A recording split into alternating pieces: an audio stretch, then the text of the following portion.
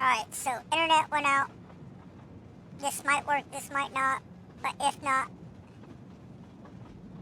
it did auto-save during the final part. So I have a couple auto-saves I can pick through to fix the continuity.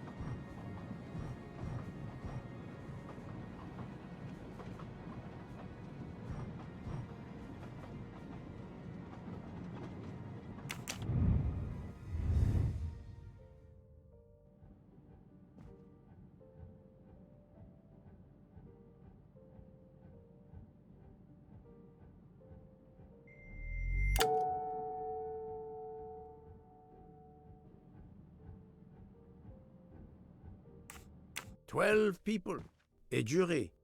This was very important to all of you. If Countess Andrény did not stab Ratchet, someone had to take her place. And you, Count, the beloved husband. I've seen how fiercely you love and protect your wife. Enough! I would do anything for Helena. Anything. Even that. Yes, even that. Let's move on to Monsieur Foscarelli.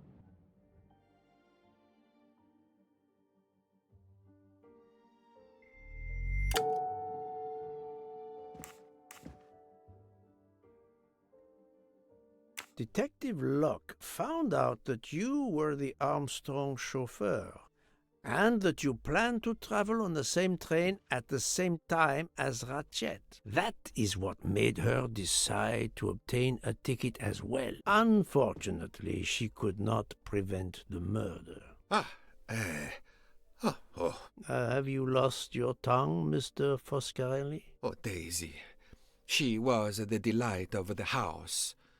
Tonio, she called me. And she would sit in the car and pretend to drive me. And you, Mademoiselle Olson. A champion for the immigrants. A worthy calling.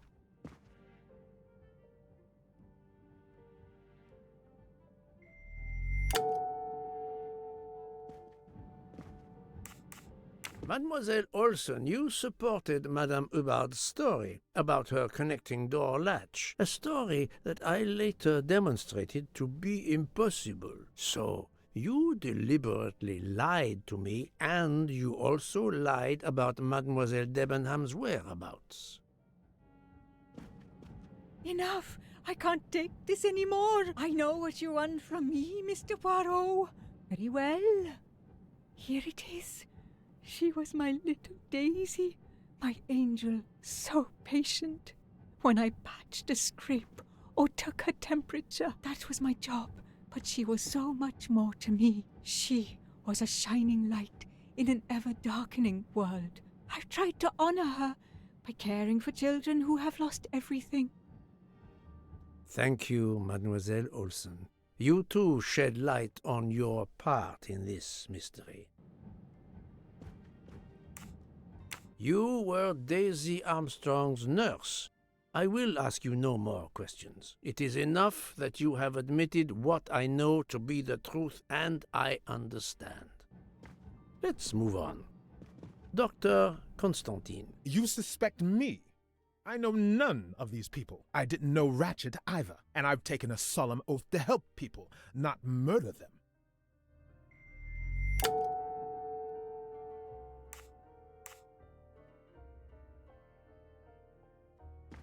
You are one of the few people in this room not to have any connection with the Armstrong case. Moreover, your alibi is confirmed by Monsieur Bouc, whom I would trust with my life. That is very kindly said, my friend. We now come to Mademoiselle Debenham and Captain Arbuthnot, whose relationship was not in doubt from the moment I inspected your room at the hotel. You have a bloody nerve.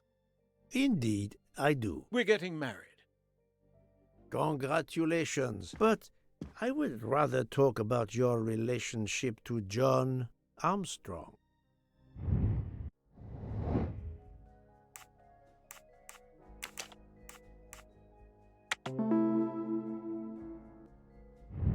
I'm right again. That happens to me a lot. Captain Arbuthnot, you served in the army with John Armstrong. What I don't understand is why a man your age is still a captain. One might expect you to be a colonel as well. Ever fought in a war, Poirot? It was war that first brought me to England. Then you know what it's like. There's a shattering sound, and death, and mistakes, acting on intelligence that proved to be wrong. I sent a patrol to their death.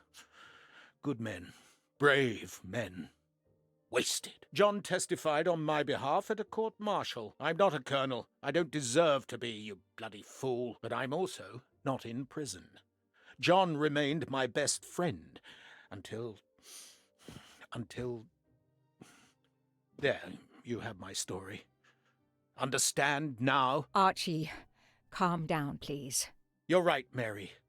What you see in me, I don't understand. Oh, Archie, I see in you what John saw. Miss Debenham, I'm sorry. My turn, is it? I'm afraid so. And you have caused me quite a puzzlement. Your connection with the Armstrong family was not obvious. Then I remembered the job you currently hold.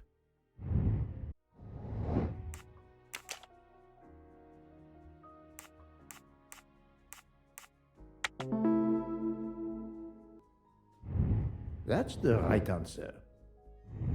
You were the teacher of Helena Andrény, whose maiden name was Helena Goldenberg before she married Count Andrény. Yes, absolutely. Why lie to you? She was an excellent student. Captain Arbuthnot.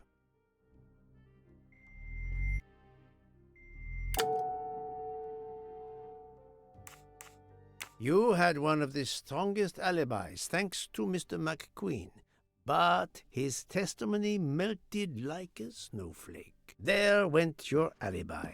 Poof! Unless you have another one. As for you, Mademoiselle Debenham,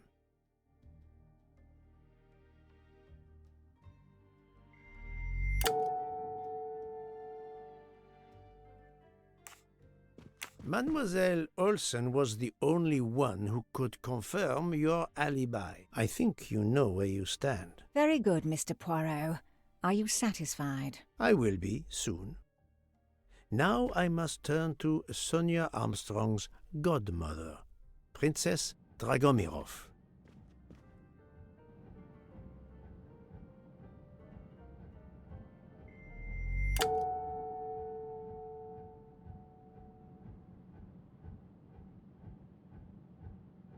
Princess Dragomirov, you weren't on my list of suspects at the start, given your social position. I left my social position in a cold country. Do you object to being addressed as Princess? I deny people the opportunity. It makes a good story to tell their friends. It also guarantees a good table in the best restaurants. Princess, there is also, forgive me, your extreme physical fragility. It does not stop me when I must be strong. Indeed.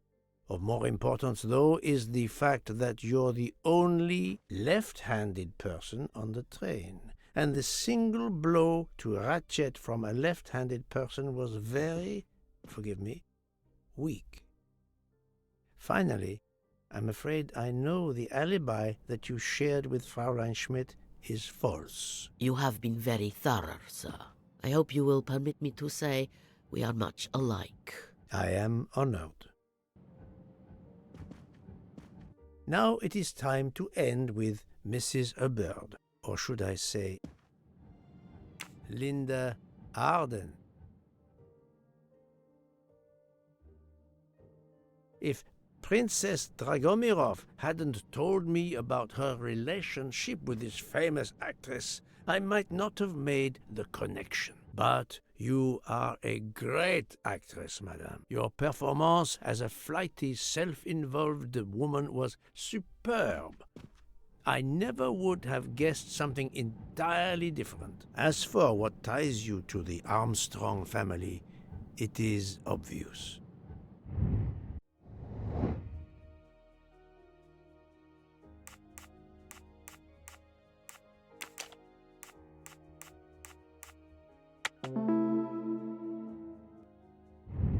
My little gray cells did not let me down.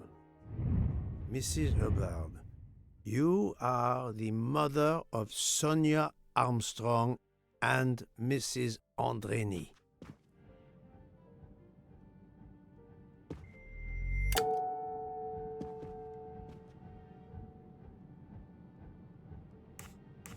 Madame Hubbard, you really are a remarkable actress. You put so much effort into your character and into staging the murder. I saw it as a perfect mosaic, each person playing his or her allotted part, so carefully arranged that if suspicion should fall on any one person, the evidence of one or more of the others would clear the accused person and confuse the issue. Everything was meticulously planned.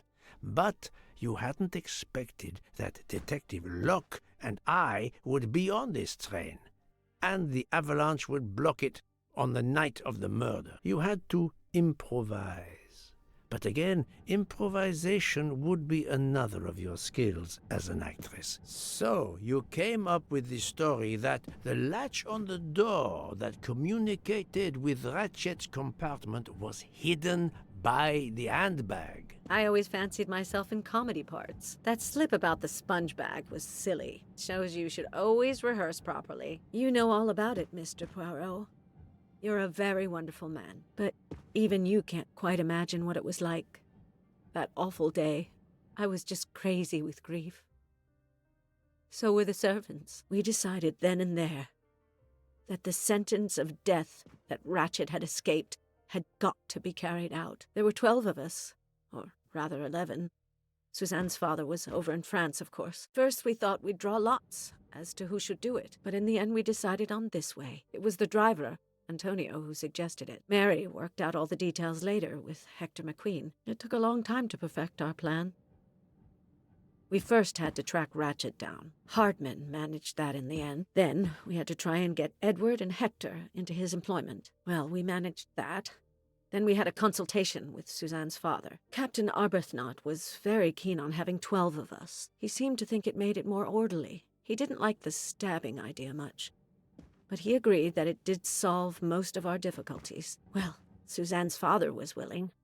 Suzanne had been his only child. We knew from Hector that Ratchet would be coming back from the east, sooner or later, by the Orient Express. With Pierre Michel actually working on that train, the chance was too good to be missed. My daughter's husband had to know, of course, and he insisted on coming on the train with her. Hector wrangled it so that Ratchet selected the right day for traveling when Michel would be on duty. And then, at the last minute, you came. For the rest of the story, you worked out everything, Mr. Poirot. You were right about all of us. What are you going to do about it? If it must all come out, can't you lay the blame upon me, and me only? I would have stabbed that man 12 times willingly. It wasn't only that he was responsible for my daughter's death and her child's, and that of the other child who might have been alive and happy now. It was more than that. There had been other children kidnapped before Daisy, and there might be others in the future. Society had condemned him. We were only carrying out the sentence, but it's unnecessary to bring all these others into it, all these good, faithful souls. You are a director of the company, Monsieur Bouc. What do you say?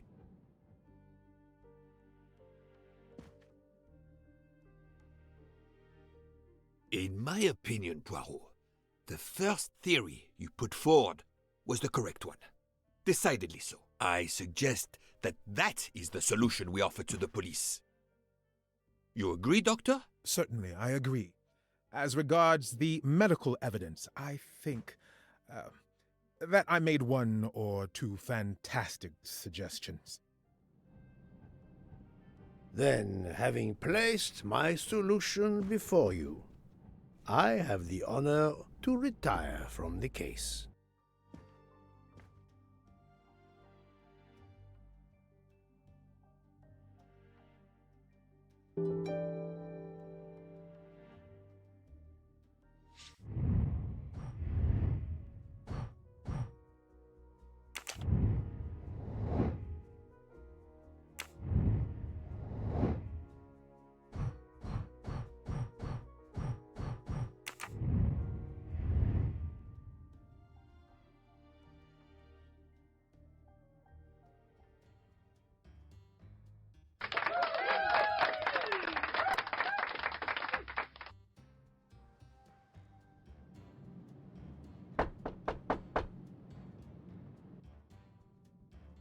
Oh wow, okay, it ain't over.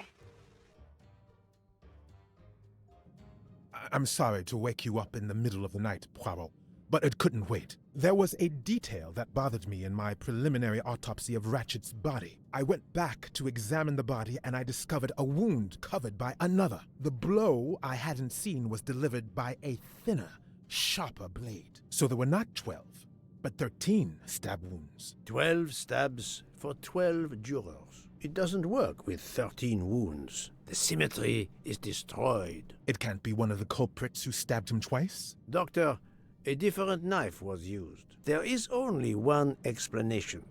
Somehow, some way, there is a 13th murderer on this train. We must tell Bouc. The case is not solved.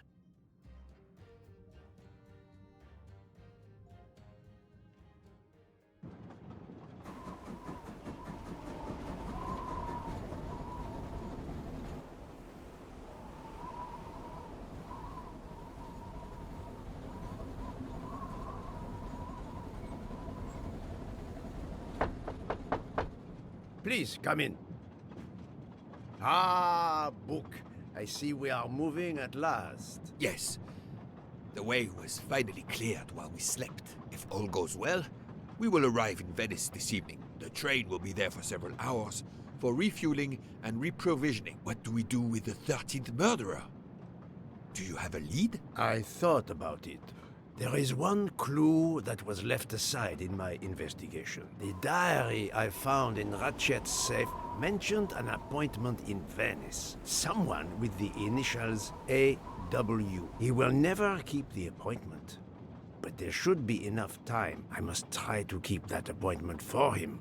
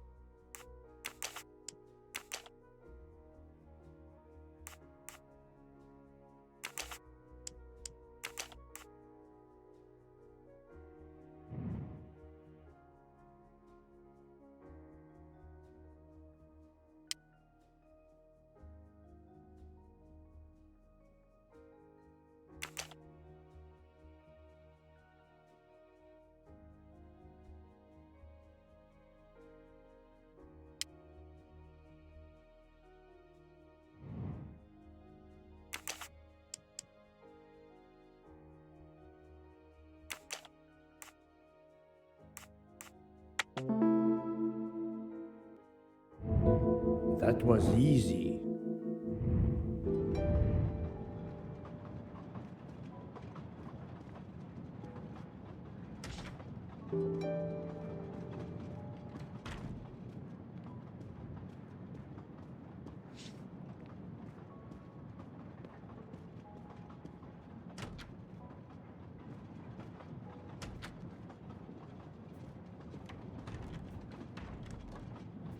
Doctor, a moment.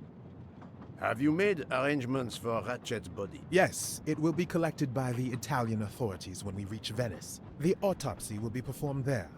However, there is something odd. Oh? Since the train is French, jurisdiction must be shared. When I told them you were already on the scene, they have both agreed to support your investigation until we reach Paris. Ratchet's compartment will be sealed until we arrive there. All of those who conspired to kill Ratchet are to be confined to the train until then as well.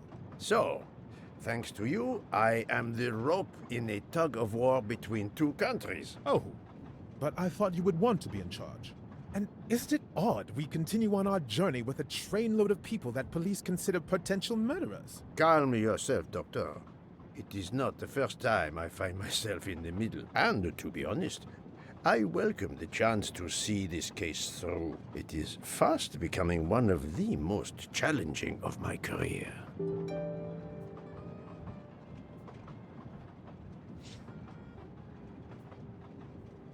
So, my dear book, how does our journey progress? We are well on our way to Venice. All of our passengers are locked in their rooms by order of the authorities. I watch them when they want to stretch their legs, like the captain there behind you.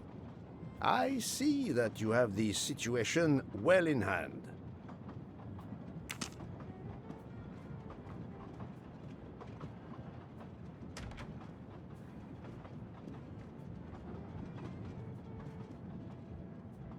Mademoiselle Locke, you are clearly an excellent police officer. Could you accompany me to Venice for an investigation into Ratchet's activities? There is much we still need to know. Well, yes. It would be an honor to work with you. And I'm glad you trust me.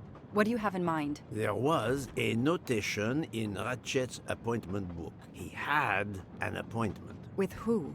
There were only the initials A.W. They were to meet at 10 o'clock at the Fontana dei Conigli. I want to know who Ratchet was meeting and why. But you've already discovered the 12 conspirators. Why is this meeting important? Unfortunately, the case is not complete. Dr. Constantine has discovered the presence of a 13th stab wound. One of them could have stabbed him twice. The wound was made with another, finer blade. Why would one of them have used two knives? Did they want to confess they killed him more than the others? And if so, why bother to deny it when they have already confessed? No, it makes no sense. And I do not close a case until all questions have been answered. You, of all people, must understand this. You're right. I do understand. I'll help you. Thank you. Together, we will uncover the truth. We will arrive in a few hours. Take the opportunity to rest. I slept well last night. No more effects of the drug. Excellent. Then be prepared when we reach Venice. We have another mystery to solve.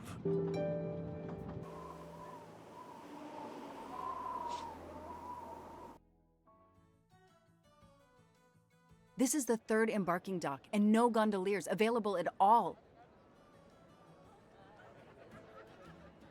With Carnival, you can't find a gondolier to cross that damn canal. They're all booked. The worst thing is that the fountain is just across this canal. We're almost there.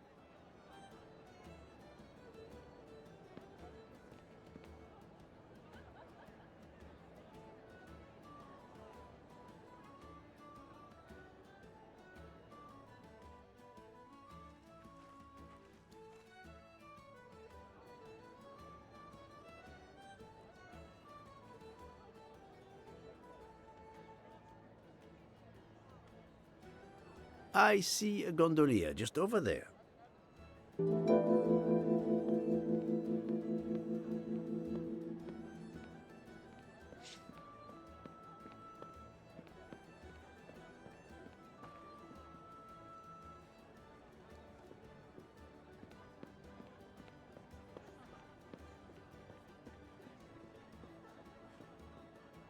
Hi there. We'd like to cross the canal, please. There is a bridge about a kilometer down the canal. Please. According to the map, the Fontana dei Conigli is just across the canal here. No, I, Gabriele, cannot help you. I'm sorry. We'll miss the 10 o'clock rendezvous if we try to get through this crowd. And have to walk a kilometer in both directions. Why is he refusing to take us across? He looks upset. I should try to find out why. If it's a matter of price, I'm sure we can work it out. Money? Money won't help me now. His problem isn't money. What is it then?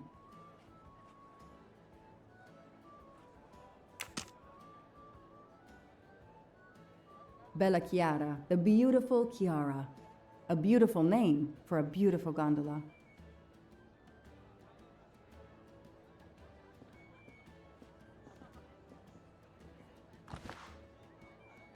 Ah, what a sham. A beautiful bouquet crushed by revelers.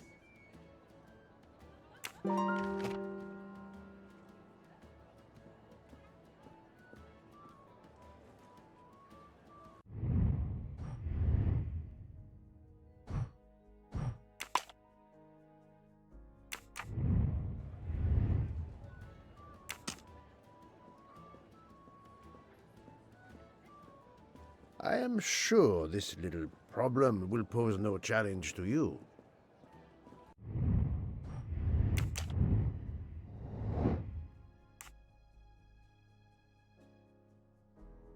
That's it! Okay. Score. 1 for the good guys.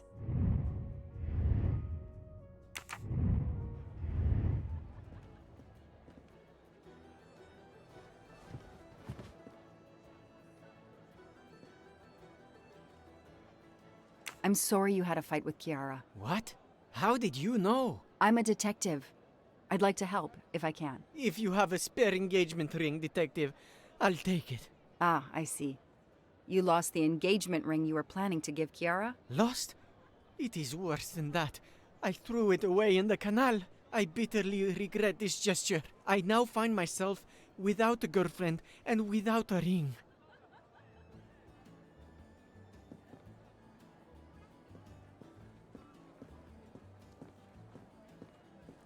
If we find the ring, maybe the gondolier will take us across. You are right. There is not much time. I will help you.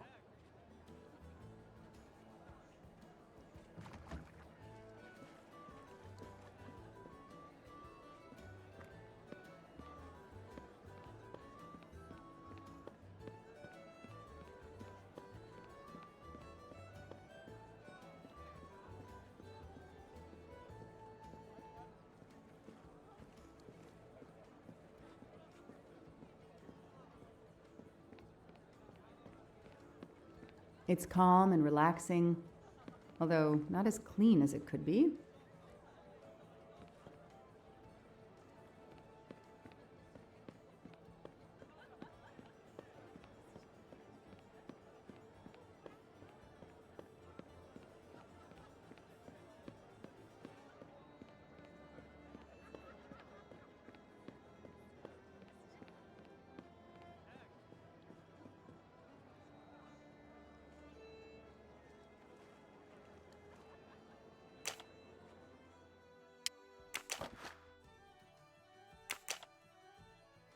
I know someone who'll be happy.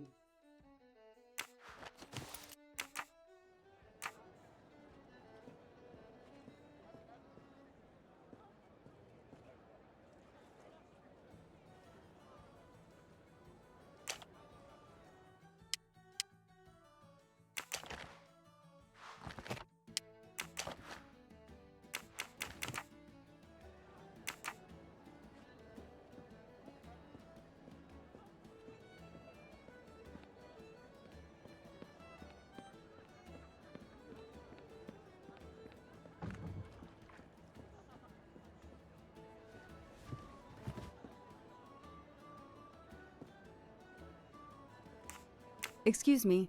I believe I have something that belongs to you. Mamma mia, grazie mille, signorina. With this, I can now win my Chiara's heart again. I know it. How to thank you? My friend and I need to get to the other side. We have a very important date at the Fontana di Conigli. Ah, yes. The rabbit fountain.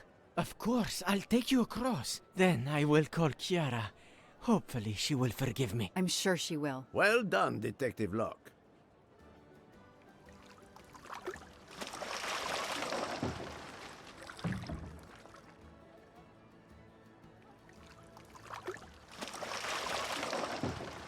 This district of Venice is very charming. You will love it.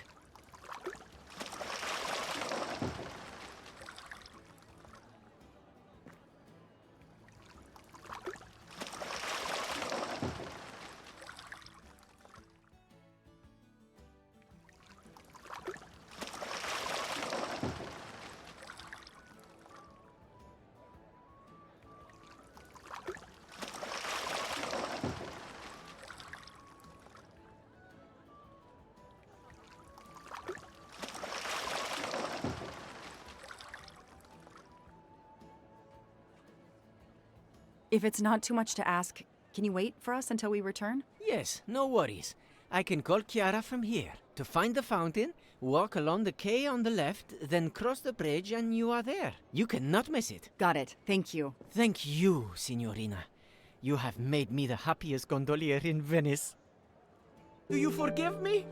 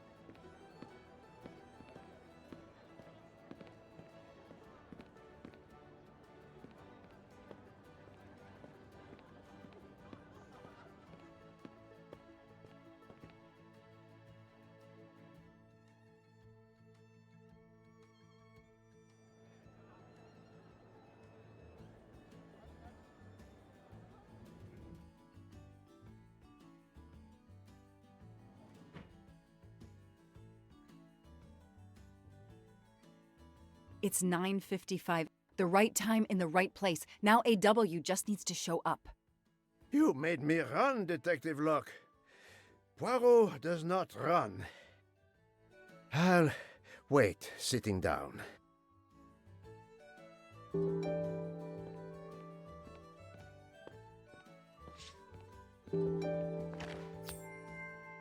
I've earned a gold mustache.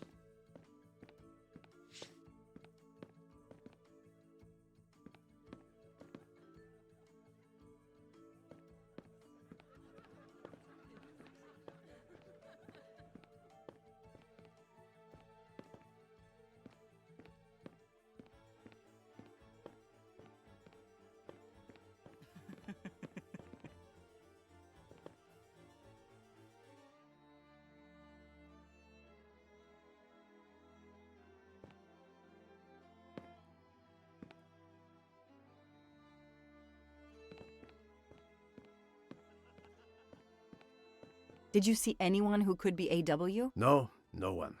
But who knows what those masks and costumes are hiding?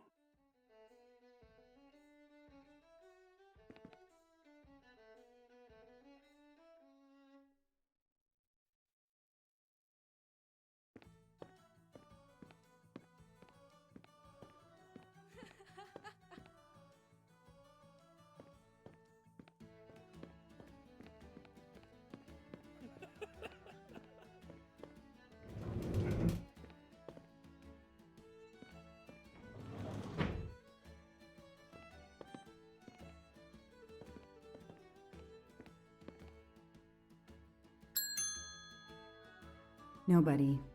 The desk clerk must be asleep or off partying. If there's no one to help me, they won't mind if I help myself.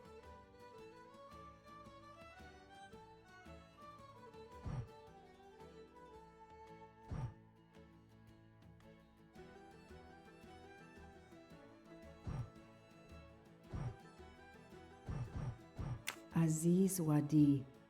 That's the only name that corresponds to the initials AW. Spaziente, non ti ho sentito. Posso aiutarla?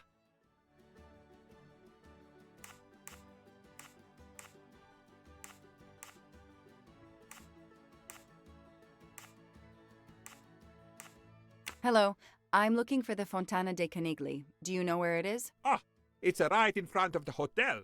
It's easy to recognize because of rabbits. Thank you. I had an appointment with someone, but I can't find him. I wondered if he might be staying in your hotel. I can't help you unless you give me the name. I have an appointment with Mr. Aziz Wadi. Do you know if he's here? Well, unfortunately, he left the hotel this morning. He seemed to be in a hurry, but he left a carta. You are? I'm Mrs. Ratchet. Mr. Wadi asked me to give the message to the signore, but I suppose this is okay.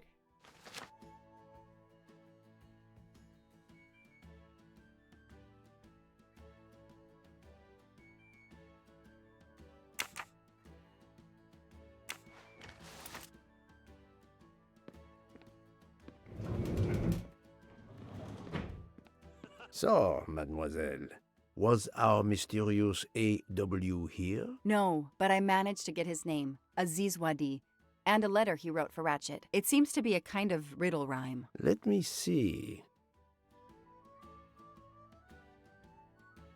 Well, Ratchet and Mr. Wadi must love this book to refer to it so much. Yes, I think we have to search and find the tracks that this person left for Ratchet to find him. I think so. Lead the way, Mademoiselle Locke.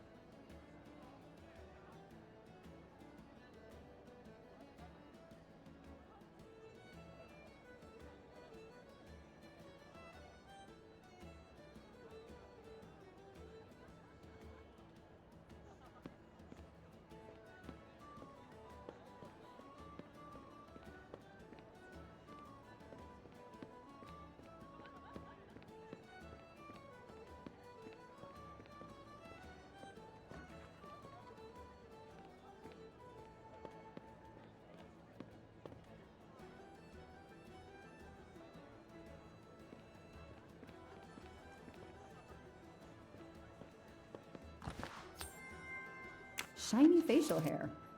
The good news is that it's gold.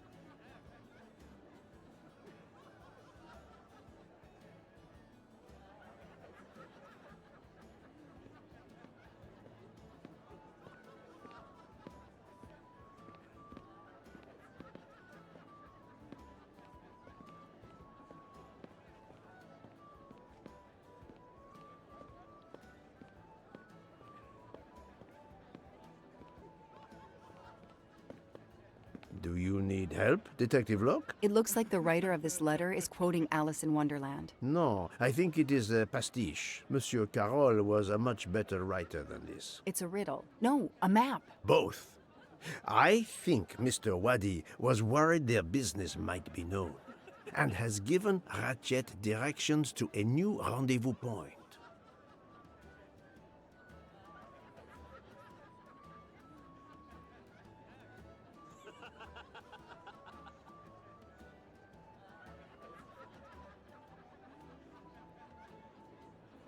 Mr. Waddy's letter mentions a rabbit. The rabbit fountain is an obvious starting point. I believe the letter refers to this place.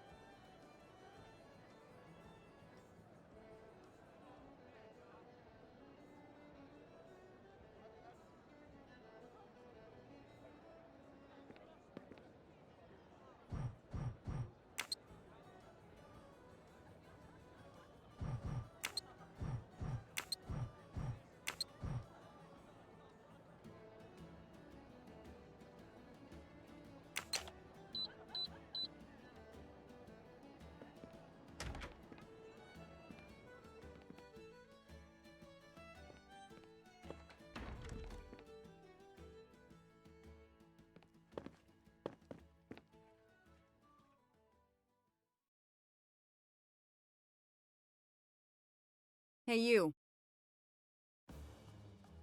I can't lose them.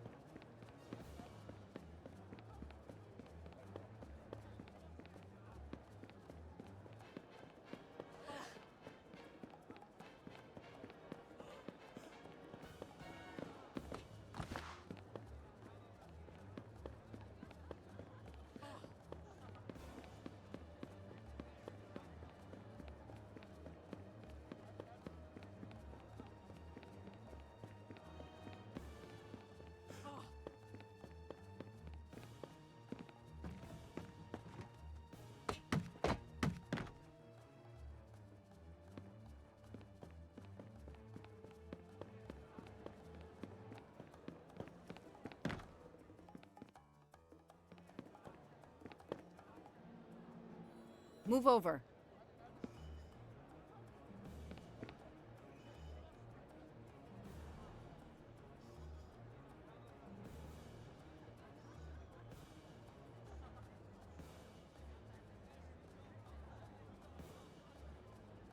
Too many!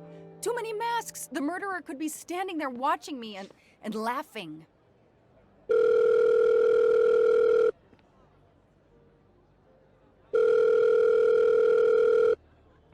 Yes, Detective Locke? The murderer got away. I'm coming back. But it looked like he dropped something when he climbed the first wall. All right, I'll go and see. For my part, unfortunately, I could do nothing for the victim. He was already dead. I have already alerted the Italian authorities. I will see what I can find while I wait for them.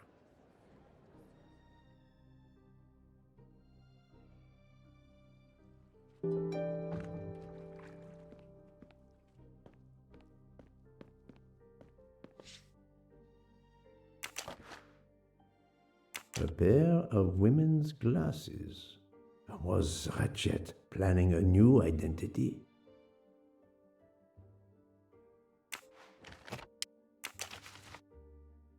There must be several tens of thousands of dollars in this bag.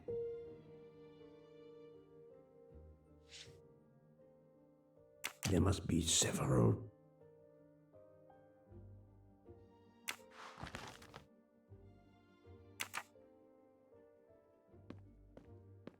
The victim was stabbed. Apparently the method of choice in this case.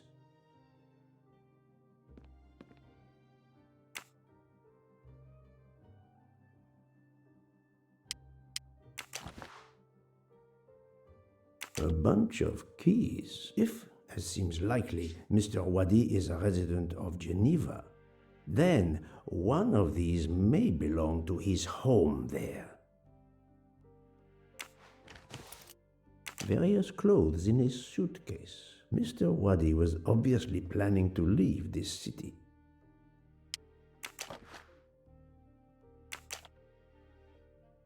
Mr. Wadi's Swiss passport. I'll see if I can find a match on the internet to confirm his identity.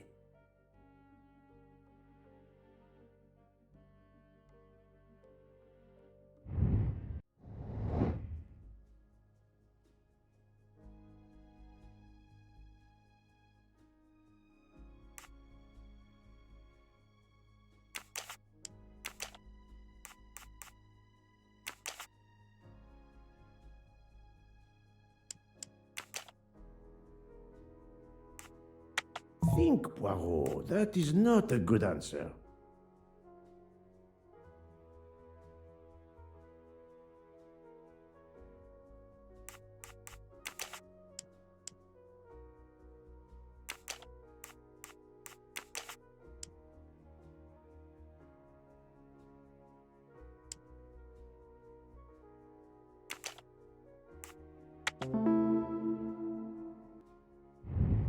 That was easy.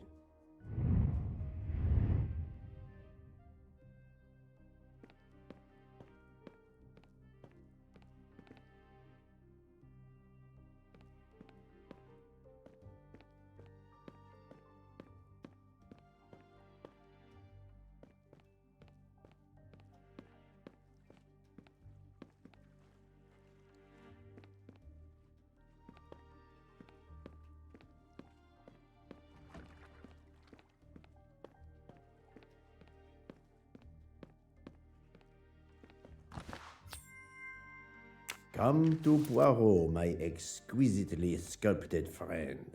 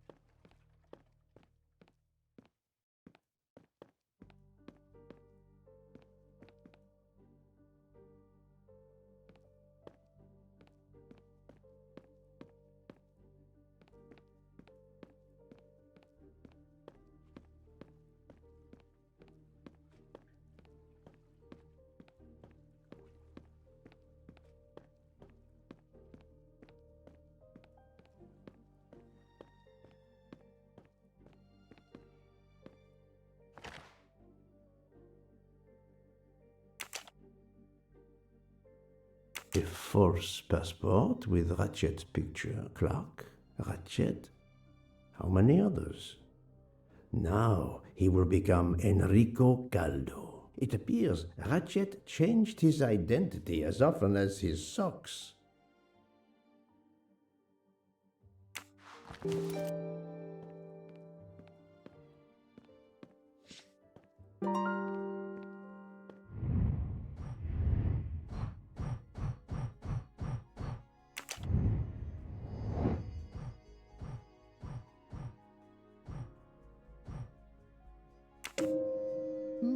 This direction looks promising.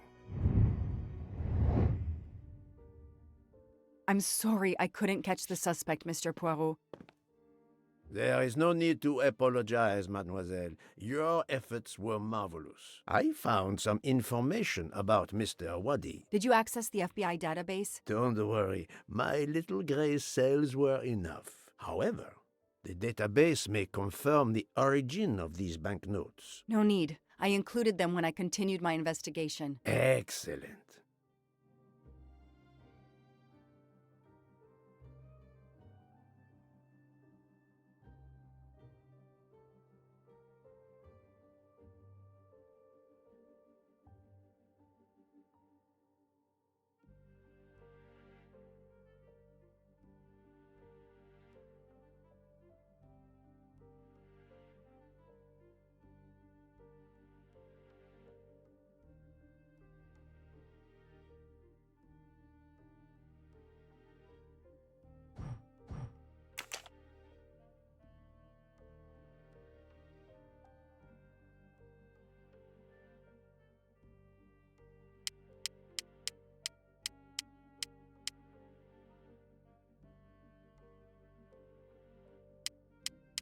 No, Joanna.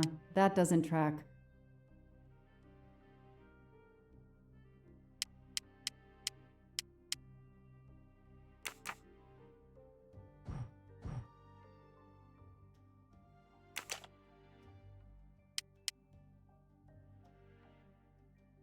That's it. No rookie mistake there.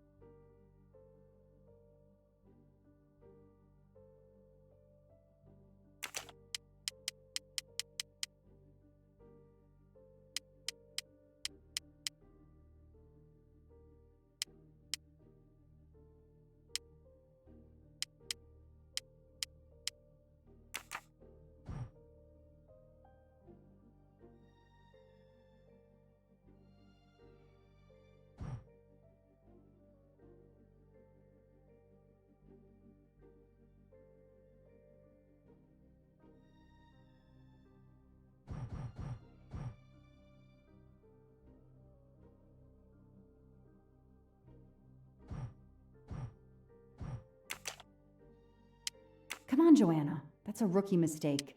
I don't need Mr. Poirot to tell me I'm wrong.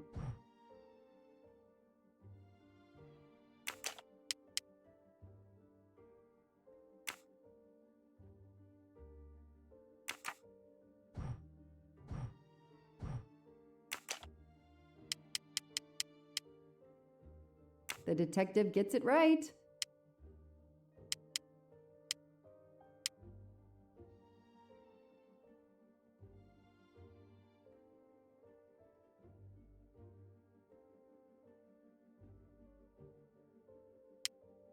Hey, I'm a pretty good detective after all.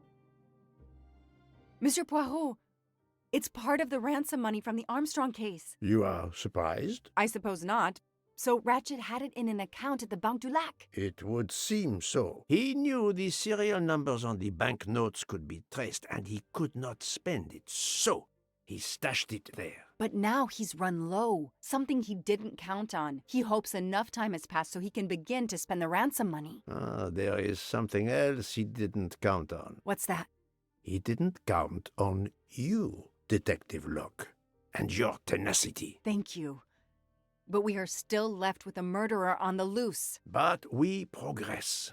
We know Mr. Wadi had an appointment with Ratchet. He had a bag full of money and a passport with Ratchet's photo, but a new name. What is your opinion about the passport?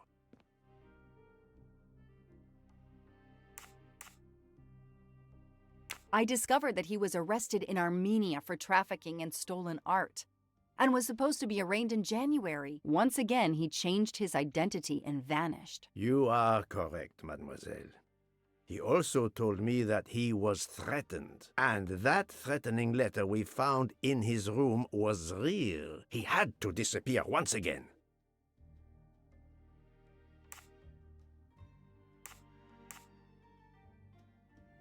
The bag isn't very big. He could have easily run away with it. If he didn't take it, it was deliberate. He wasn't interested in the money. If the motive wasn't money, it leaves passion or revenge for motive. So, Detective Locke, what do you think? Passion or revenge?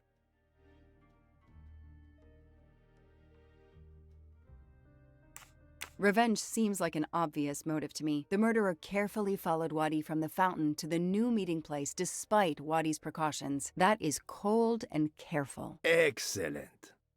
We cannot yet know for certain, but that is a sound psychological analysis.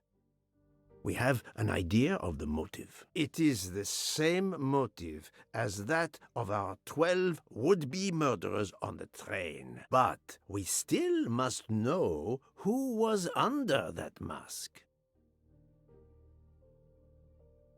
I think Wadi's killer is also Ratchet's murderer. The motive for both deaths was revenge, and both are related to the Armstrong case through the ransom money. Exactly. So our murderer is linked to the Armstrong case. The money is linked to the Armstrong case. But these glasses that I found in the bag, they must have something to do with this case too. Wait, those glasses mean something to me.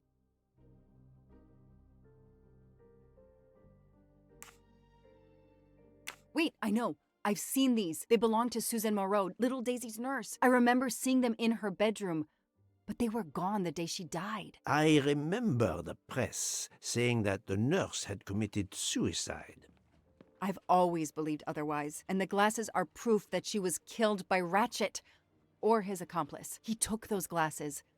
I always had a gut feeling, but now, Mr. Poirot, now I have proof Suzanne was innocent. Yes, you do. But the question I ask myself is this. Why did Ratchet keep these glasses? In my investigation at the time, I had already found Daisy's hair clip in one of Ratchet's hideouts. And now, Suzanne's glasses end up in this bag, which was a delivery to him. 2 objects from 2 victims of Ratchet. Keeping an object belonging to his victims as a memento of the murder. He was a fetishistic killer, a trophy hunter. Okay, we managed to clear up some of the gray areas. What now? The bag only contained a fraction of the $1 million ransom of the Armstrong case. The rest must still be in a secure place. I will make a wager with you that it is the Banque du Lac in Geneva where Mr. Wadi worked. Wadi was also the keeper of Ratchet's secrets. They were killed by the same murderer. Agreed. Well, there is nothing more we can do here except wait for the police. Prepare yourself for a long evening with the police. We have a lot of explaining to do. And after that? A visit to Geneva, perhaps?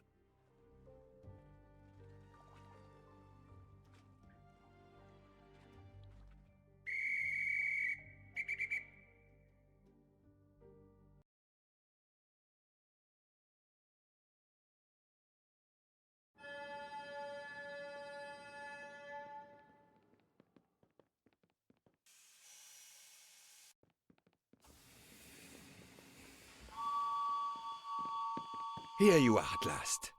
I was worried about you. We just left the police station. We had to explain to the Italian police that we were not murderers. What? Another murder? I'll tell you when we're underway. Are all passengers and staff aboard? Yes, everyone is here. We were waiting for you. Excellent. Let's not waste any more time. We have to make a longer than usual stop in Lausanne. What? How long? Long enough to do a little banking in Geneva.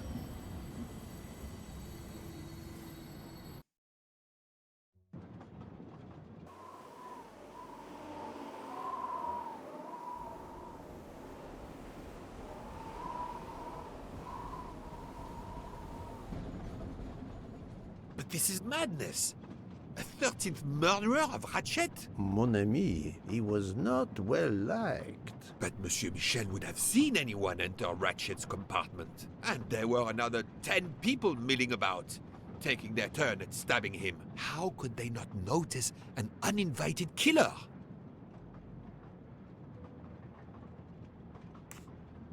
The 13th killer could have acted when Michel was smoking on the platform at Vinkovsky. But even after the train departed, Michel was absent from his post at the end of the corridor several times the night of the murder. I must know where he really was and when. Yes, he most certainly returned to the train. How can you be sure? It's obvious. I mean, I hope Mr. Poirot agrees. Please continue, Detective Locke. All the passengers and crew are still aboard. If the killer of Mr. Wadi had remained in Venice, we would have noticed right away that someone was missing, and we could have alerted the authorities. I promise you, I made certain everyone was aboard before we embarked. Book, calm yourself. Calm myself? But we're back where we started. There is still another murderer on my train. Wait a moment. Can I change my mind about my verdict? Can we turn everyone over to the police? Everyone? Including ourselves? What? No. No. Oh, it's a nightmare. Let us take it step by step, my friend. We can start by eliminating all of the members of the Ratchet jury.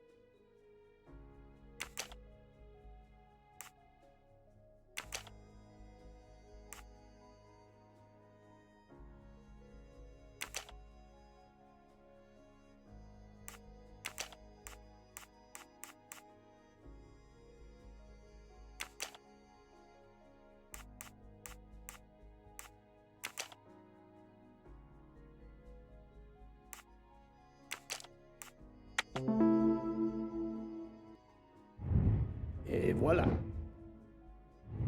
If we eliminate the 12 jurors, we are left with 7 additional suspects. 7? It's still too many. I agree. We must reduce our list. Excuse my impatience, Poirot. It's as if my beautiful train is cursed. Can you exonerate any of the 7?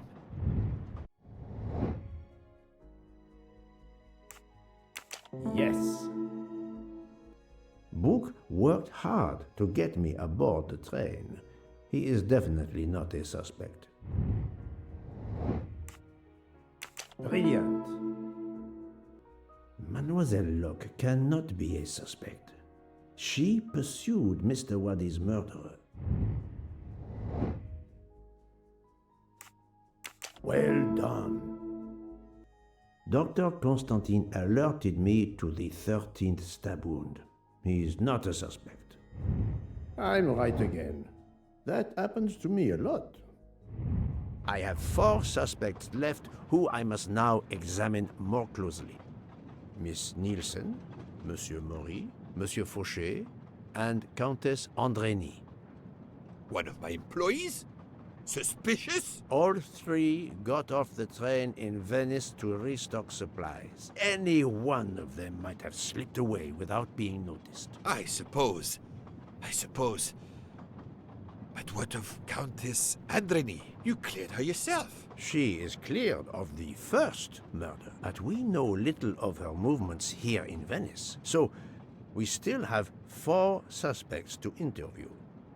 Detective Locke? I can't join you, Poirot. My chief saw something on the news about the case and my involvement. He's demanding an explanation. If I want to keep my badge, I have to call him.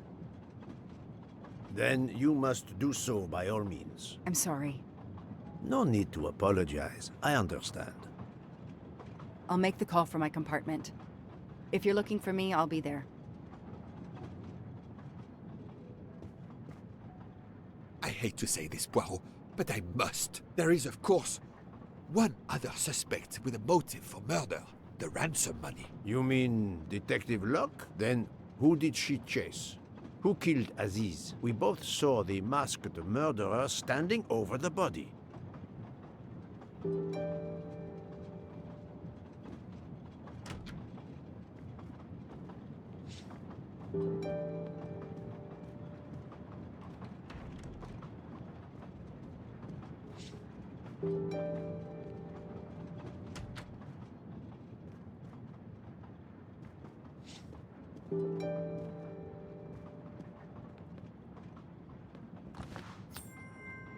Another golden mustache to treasure.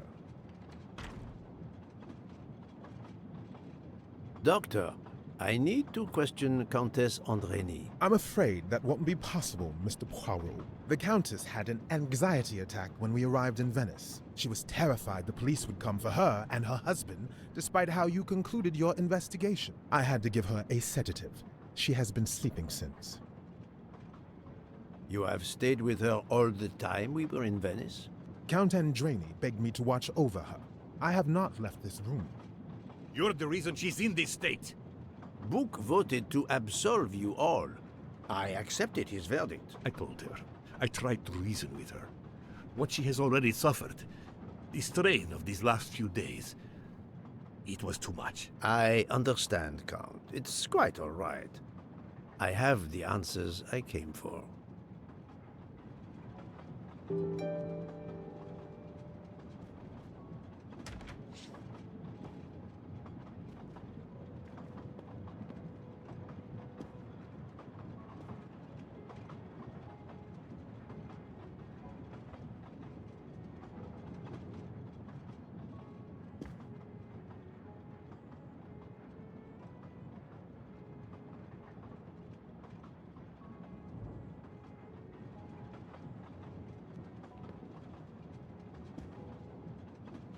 Ah, Michel, I have a few more questions to ask you, if you will allow me. Anything, Monsieur Poirot.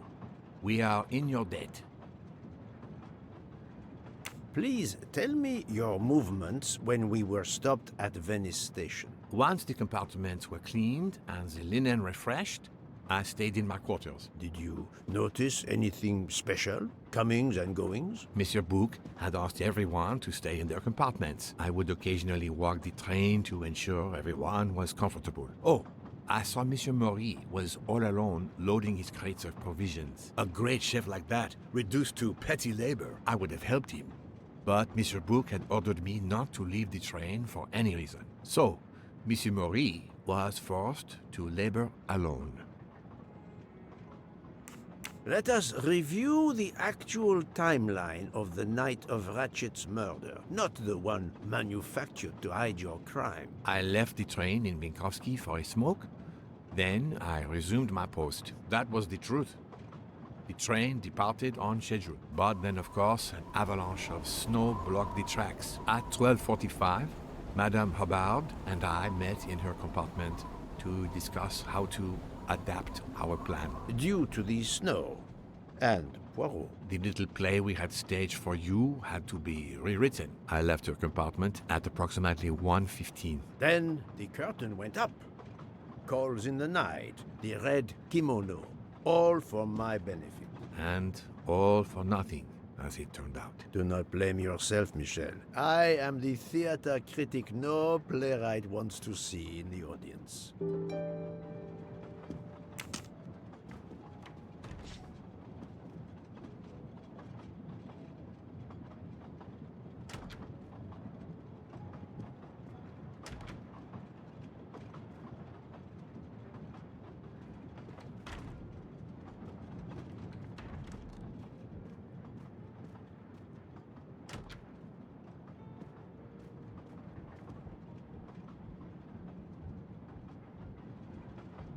You play well. I didn't mean to interrupt you. Thank you. Many years of piano lessons thanks to my mother. I try to play in a few clubs in Paris when I get the chance, but as you can see, it hasn't made me rich. What can I do for you? Conversation only. Tell me about your time in Venice. I had Monsieur Bouc's permission to see my sister. She lives in Marghera, just outside of Venice. She had a baby a few weeks ago. This was my first chance to meet my new nephew. Monsieur Bouc gave you permission? Yes, you can ask him. Most assuredly, I will. What time did you leave, and when did you return? I left around 9:10 p.m. I was back by 10:45 p.m. When I got back, Hotaru was in a lot of pain. I gave him a back massage. That would have been enough time to kill Monsieur Wadi and return to the train. May I see your knives? Of course. They are here. If you don't mind. Help yourself. They are under the bar counter.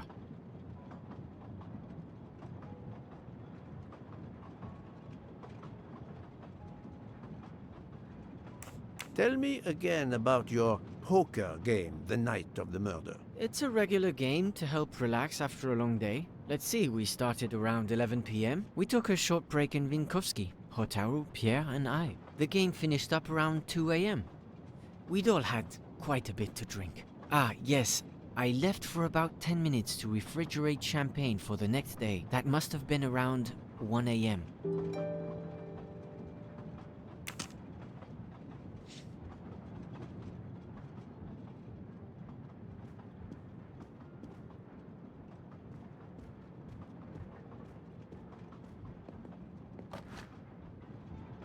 None of these come close to the wounds on either body.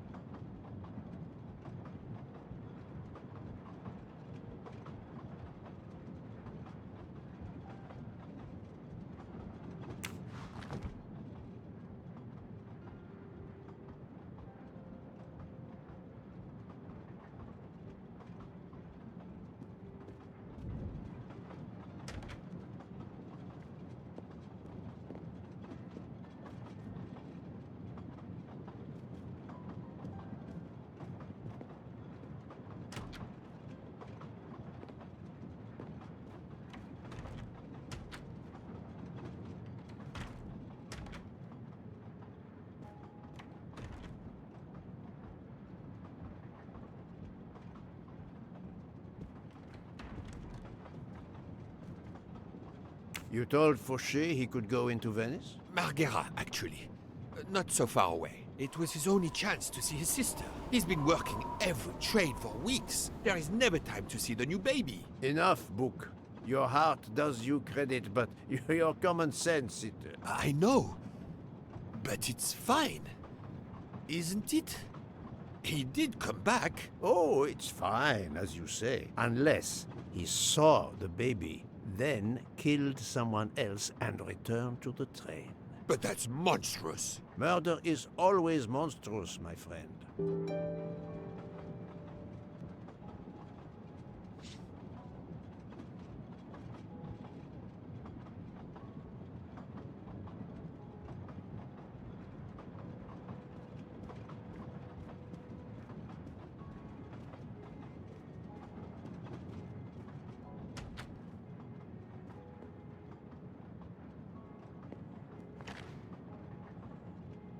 Saffron.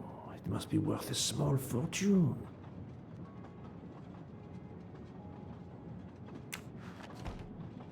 Good evening, Monsieur Maury. May I have a moment of your time? I have a few questions to ask you. Of course! As long as you don't mind if dinner is ruined. I promise to be as brief as possible.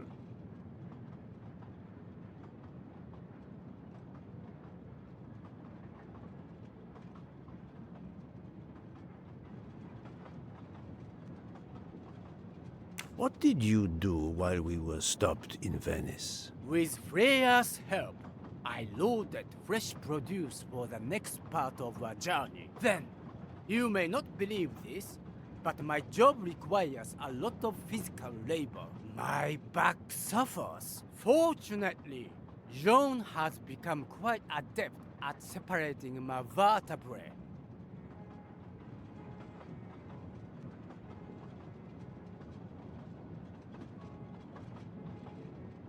As you may know, I have solved the murder of Monsieur Ratchet. That is a shame. I beg your pardon? The bastard sent my steak tartar back, telling John I was to burn it. I will add it to the list of his crimes. One wound on Monsieur Ratchet's body was struck by a very sharp, thin-bladed knife. We haven't found it yet. You think one of mine was used? I'd like to have a look, if you don't mind. In that drawer. An impressive set of knives, but their blades are too wide to have been used for the crime. Tell me about your poker game the night of the murder. We started around 11 p.m. When John finished his shift. We played until around 2 a.m. From what I remember, it's a bit vague. You played without a break? Actually, we did break once for a smoke. John, Pierre, and I. When we stopped in Vinkovsky. When was that? Around midnight.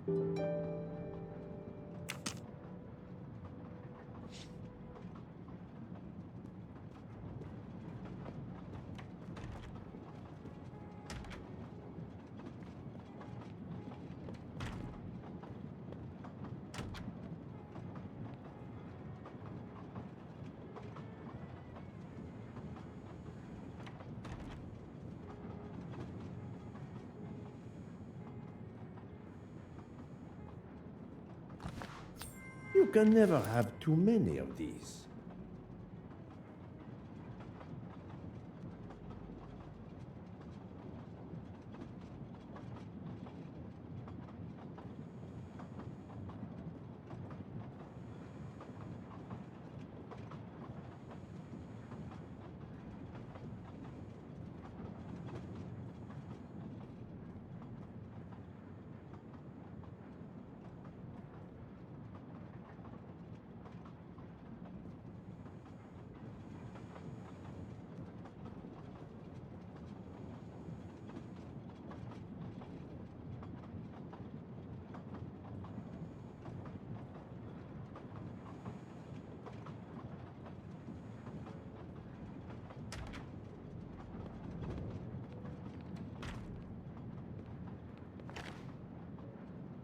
A black feather. That reminds me of something.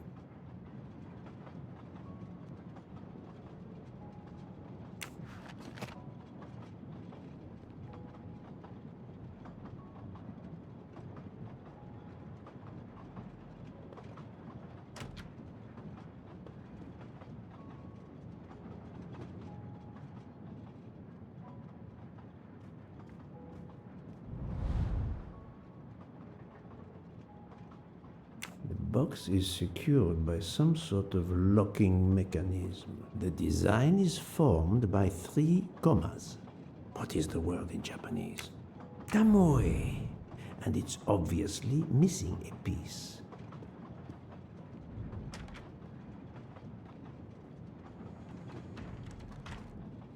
Good evening, Mademoiselle Nielsen. May I talk to you for a moment? Of course, Mr. Poirot. I'm not going to bed right away.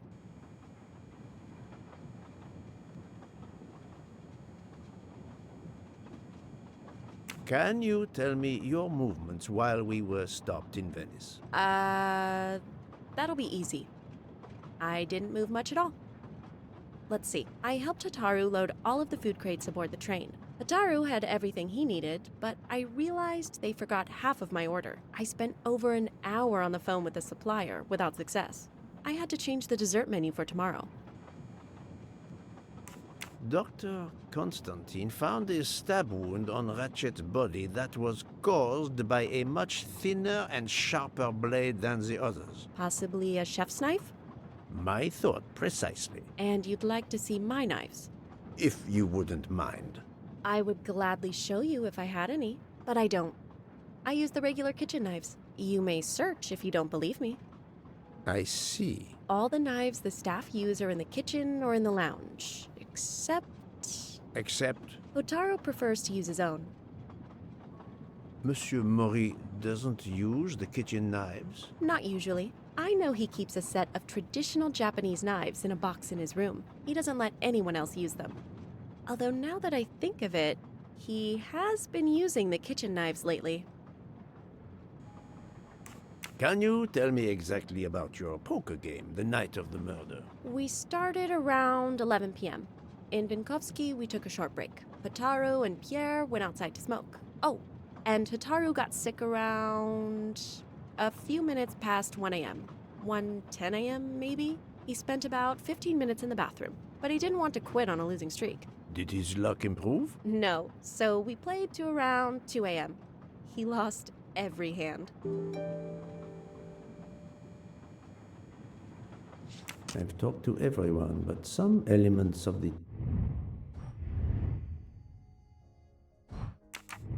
testimonies do not seem to correspond. I need to recheck a few things.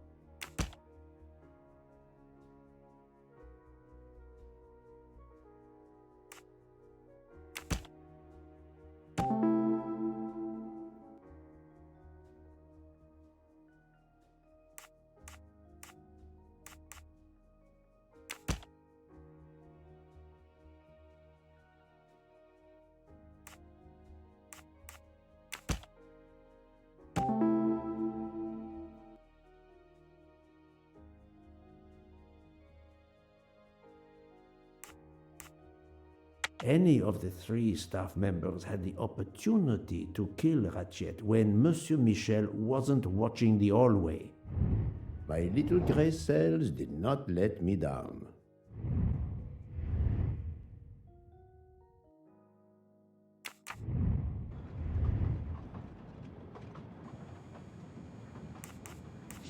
Remind me of what you did when the train stopped in Venice. No problem. I helped Hotaru load all of the food crates aboard the train. Hotaru had everything he needed, but I realized they forgot half of my order. I spent over an hour on the phone with the supplier, without success. I had to change the dessert menu for tomorrow.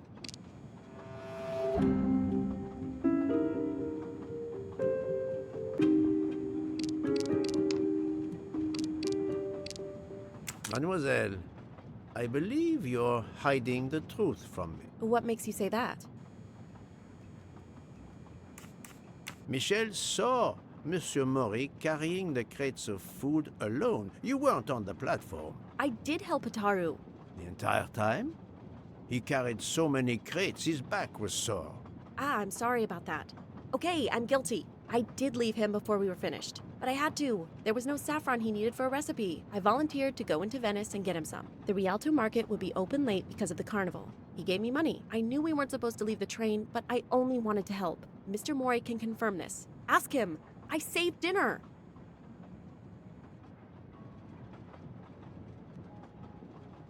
Oh, on behalf of my palate, I thank you. How long were you gone? I left at 9:10 p.m. and was back with the saffron around 11. That's when I called my supplier for the items I was missing.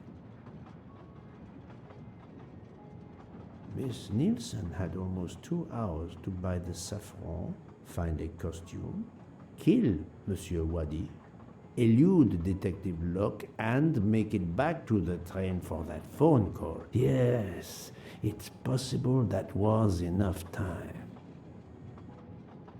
Thank you, Mademoiselle Nielsen. That is all for now. Sorry again, Mr. Poirot. I hope you enjoyed tonight's dessert.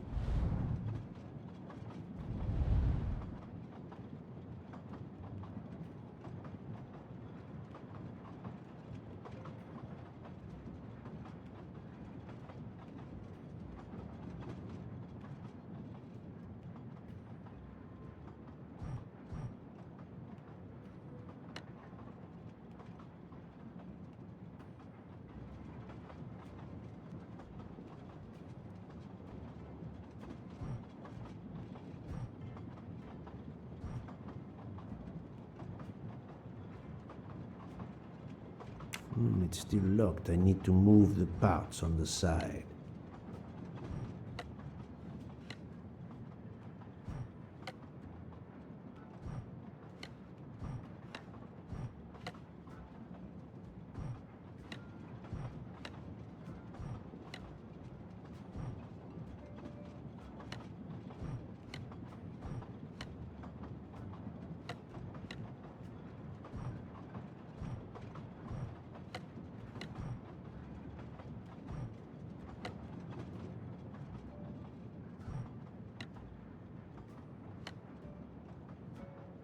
It's still locked. I need to move the parts on the side.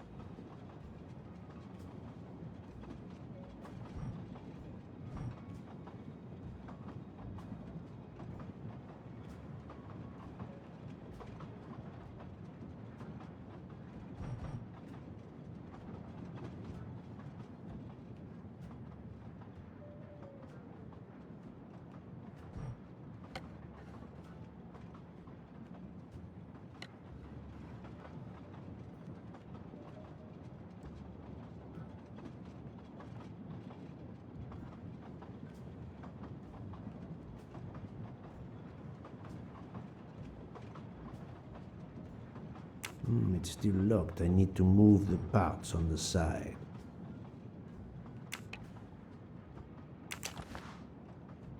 An object that looks like a broken comma. It must be part of something else.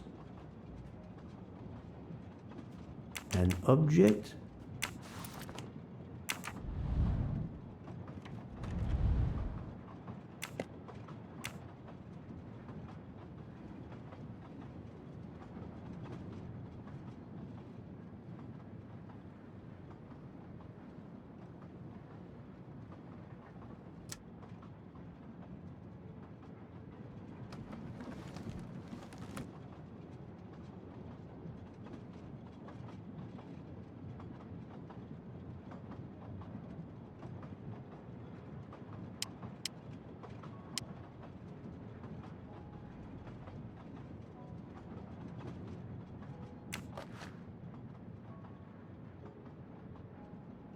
Colteria Venezia.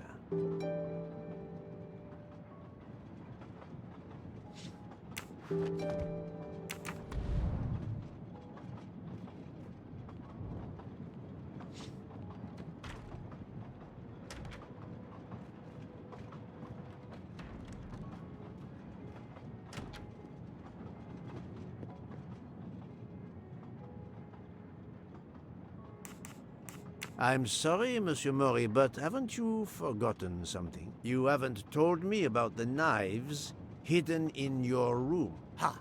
Yes, indeed. I forgot to tell you about those. They are my personal knives. I only use these knives. There are none better. I bought them all in Japan. No one is allowed to touch them except me.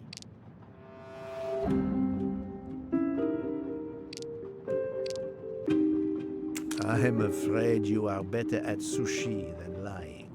What? What do you mean? One of the knives has an inscription, Coltelleria Venezia. Did you happen to go shopping tonight, monsieur? Damn you, Poirot. Very well. One of my sushi knives has been missing since the night of the murder. I thought you were going to believe I killed Ratchet. He routinely sent back my dishes to be ruined. Why does God give rich people the money to afford the best cuisine, but not the palate to appreciate it? I panicked.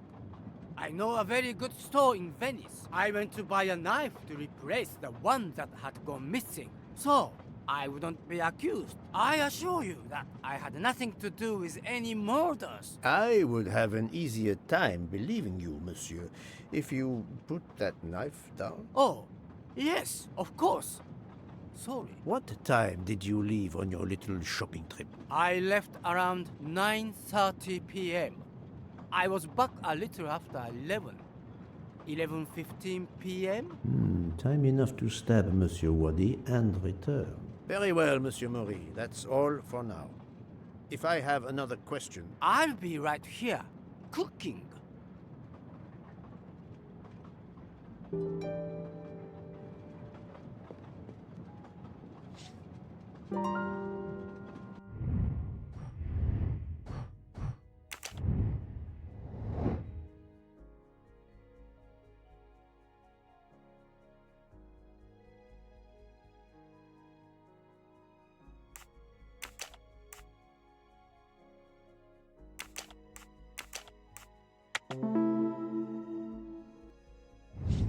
That's the right answer.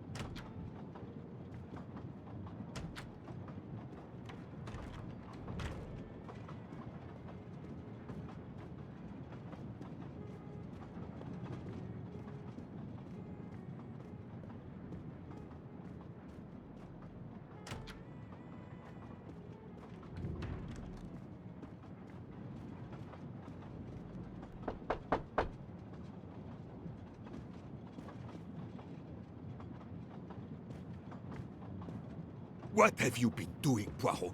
I am completely in the dark. I will shine some light on the situation, my friend. I have 3 new suspects who could have killed Ratchet and Monsieur Wadi. Miss Nielsen, Monsieur Fauché, and Monsieur Maury. They all had periods of time during both murders to commit the deed, and their alibis are weak. A visit to family, and not 1, but 2 shopping trips. But all are my employees. Alas, yes, my dear Brooke. But we have no proof against any of them. None of the 3 appears to have any motive whatsoever. But this is a tragedy. Do not give up hope. We will catch this murderer. There is still one place that may hold the evidence we need. Geneva. Exact. Do not give up hope? Well, that's easy for you to say. But what if it's Freya? What becomes of dessert? If it's Sotaru, who will cook? Me? And the worst, if it's Jean, who will serve the drinks? I've been checking up on the Banque du Lac. I had to confirm my identity for Interpol, so they contacted my captain at the Berkshire Police. I suspect he was not pleased. That my vacation was actually an unofficial investigation? I'll say. I would be happy to speak to him on your behalf. Thank you, but he'll get over it. It's a chance to close the books on the Armstrong kidnapping. He stopped yelling, asked for a report, then granted me an extra week. Excellent. What did you learn from Interpol about the Banque du Lac? It's had a bad reputation for over a century. Customers have included the mafia, Nazis, corporate swindlers of every description, even heads of state. It is true, this. It is the worst-kept secret in banking. They take advantage of the bank's strict policy of protecting the anonymity of its clients. This is in defiance of many laws from multiple countries, including Switzerland itself. Of course, I have never taken advantage of such a corrupt system. That goes without saying, my friend. There are ongoing investigations, subpoenas, court orders. The bank will eventually have to comply, or its assets may be seized. But until then, it still thrives, thanks to its wealthy and powerful clients. It sounds perfect for the late Monsieur Ratchet. Do you have any ideas? The serial numbers from some of the bills match those from the Armstrong kidnapping. We agreed in Venice that the bulk of the money must still be physically in the bank's vault. I concur, Detective Locke. Exemplary work. So, our next task is clear. We need to get into Ratchet's safety deposit box. There'll be codes, passwords. And Monsieur Wadi would, of course, have known them all. The bag of money he carried is proof of that. We'll need to find information about Ratchet's box in Wadi's office at the bank. Most assuredly, but remember the secrecy involved. I doubt his office will contain all we need. Where else must we dig?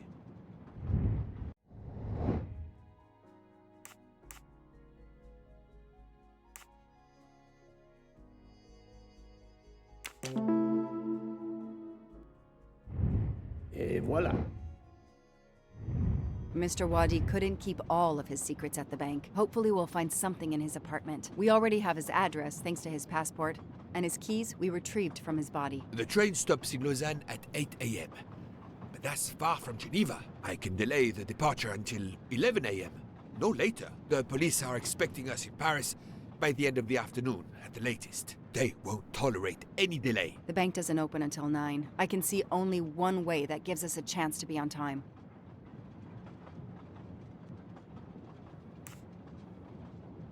Let's take a taxi. I checked a map. It should take us less than an hour to get to Geneva from Lausanne, which leaves us just enough time to access that safety deposit box. We have no choice if we want to be back to the train by 11 a.m. The best thing is to separate. One of us searches his apartment, the other searches his office. To access the safety deposit box, we need to find the key, the box number, and the passcode. Suppose you find all this. How do you plan to get into the vault?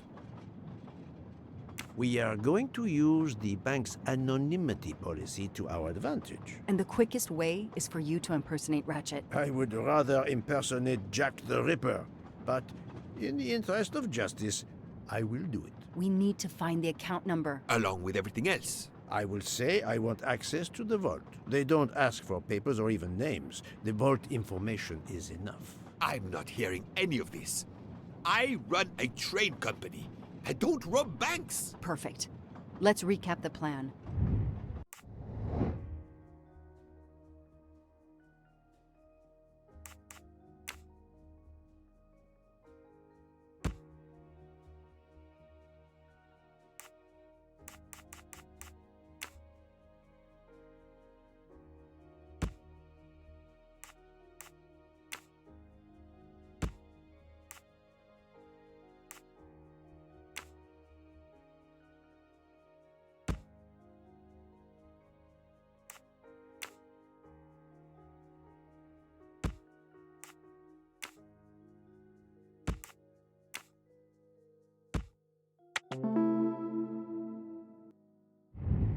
That was easy.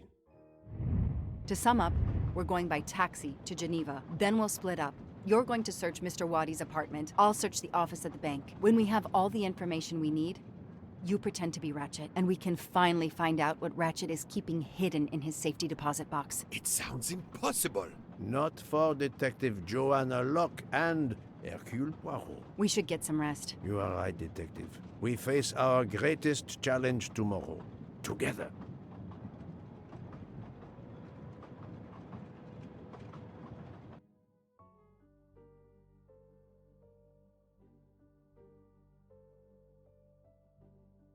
Nine o'clock. Our driver did well. It took barely an hour to get here from Lausanne. But we must conclude our business in 1 hour as well. Book can only hold the train until 11 o'clock. 1 hour to find the key of Ratchet's safety deposit box, the box number, and its passcode. A lot to ask. Indeed, which is why we must split our forces. I will take the cab to Monsieur Wadi's address. You must search his office. I have you on speed dial. And thank you, Mr. Poirot. For what, mademoiselle? For trusting me.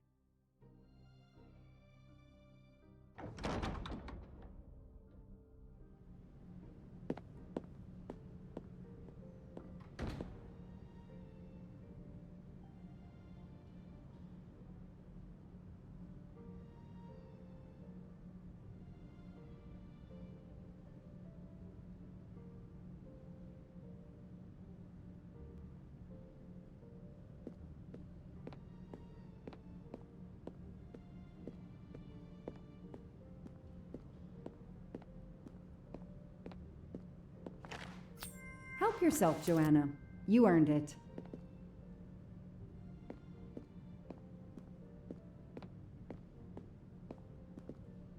You there. I have an appointment with Mr. Wadi. Let me check. I'm sorry, I don't see any appointments this morning at all. Mr. Wadi hasn't even arrived yet. Although he should be here by now.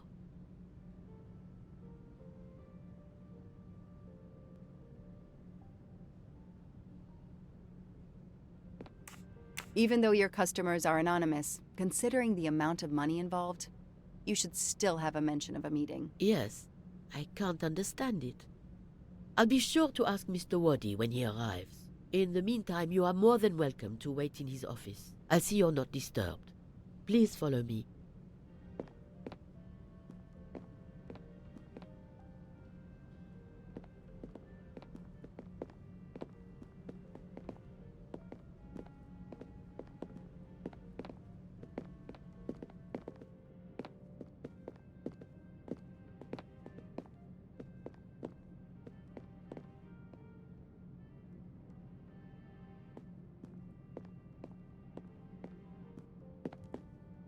I can't understand where Mr. Wadi might be.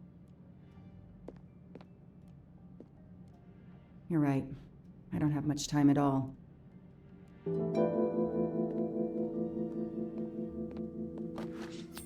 Not really my style, but I'll take it.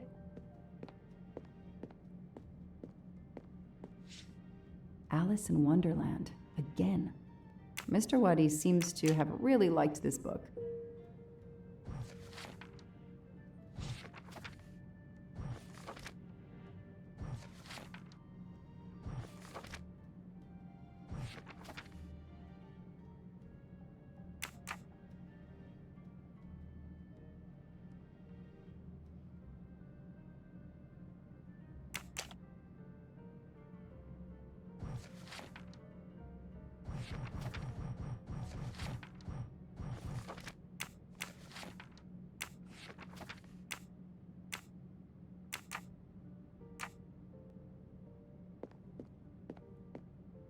A souvenir Tower of Babel. Makes sense. We know that Mr. Wadi is from Iraq, and the ancient tower is said to have been built there.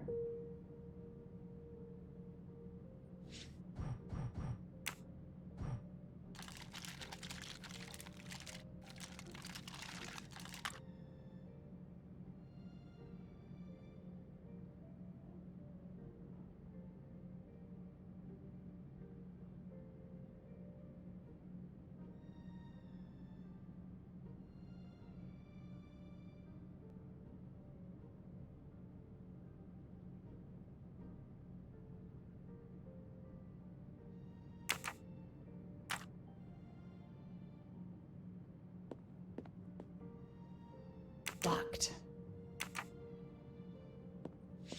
I need the password. Maybe Poirot can help me.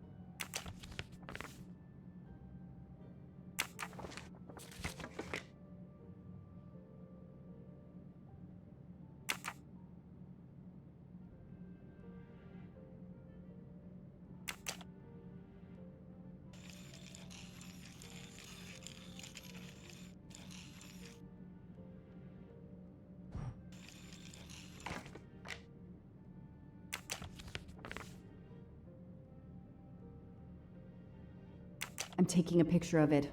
I'll send it to Poirot. It might be useful to him.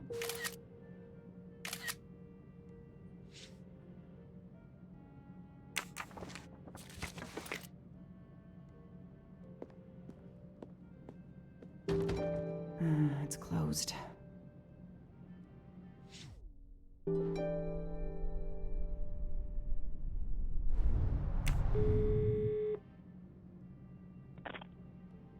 I managed to get into Wadi's office. I did a quick preliminary search. Everything is locked, including his computer. All I could find was a photo with a date on it. I just sent it to you. Maybe you can use it. Thank you. That might help.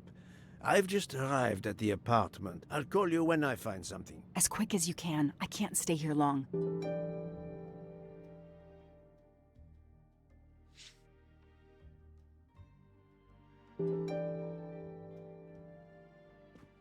This is definitely not Monsieur Wadi's apartment.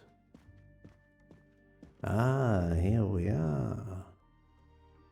Let's see if the key I picked up in Monsieur Wadi's luggage in Venice will open his door.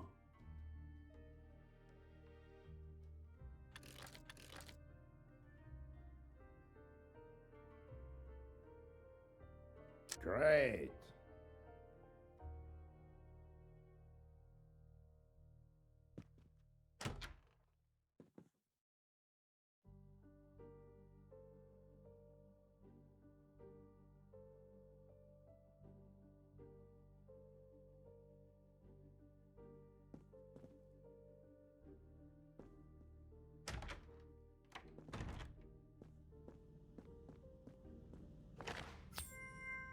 Ha-ha! Golden mustache.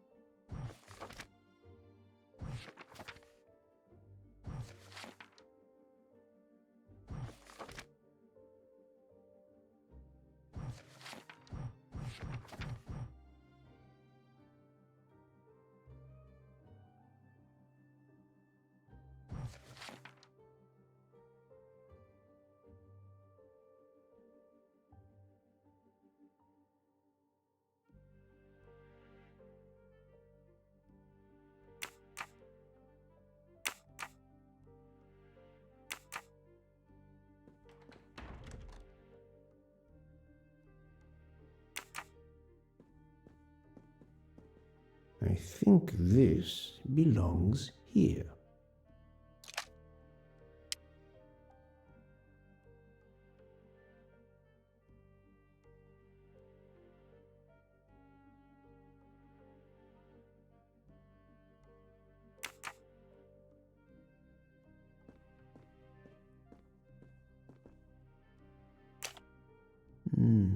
This computer won't give up its secrets easily.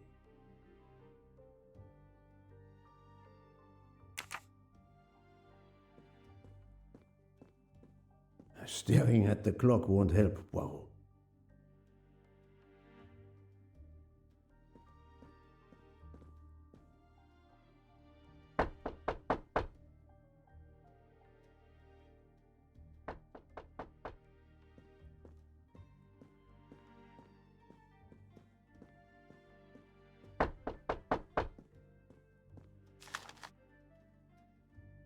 The key to the password is close. I can feel it.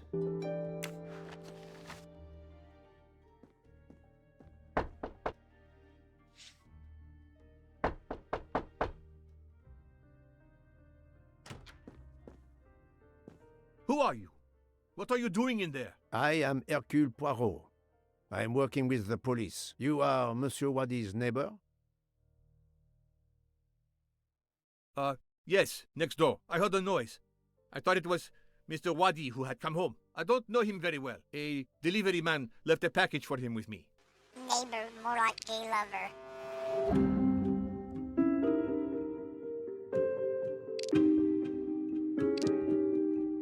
You don't know your neighbor very well. Yes, what of it? How is it that Monsieur Wadi has a picture of you on his desk? There is quite a family resemblance. You wouldn't be his brother by any chance? Why are you going through his things? As I told you, I am working with the police. All right, yes. I'm his brother, Mehdi Wadi. Do you know where he is? I am very sorry, sir, but I have some terrible news for you. Your brother has been murdered. You have my sincere condolences. Oh no. Aziz, my wife, my son, their hearts will break. Everything he did was for his family. He brought us here from Iraq to give my son a better future. We can't go back. You won't. Do not fret, Monsieur Wadi. I do not want to cause trouble for you and your family. I am here to catch his murderer. When did you last see your brother? 2 days ago. He was on his way to Venice. It was not a journey he was looking forward to. I knew something was wrong, but he promised all would be well soon. My son will be heartbroken. Aziz made a point of reading to Fadi every night so he could learn English. We hope to legally emigrate there one day. Your son, Fadi. What did Monsieur Wadi read to him? His favorite book is Alice in Wonderland. The nonsense of it all. Why? It is the answer to a question I had. I believe your brother was a good man, forced for some reason to keep secrets, and that got him killed. Sir, there is something else. Aziz left me a letter to open if anything should happen to him. Could you show it to me? Yes, I will get it.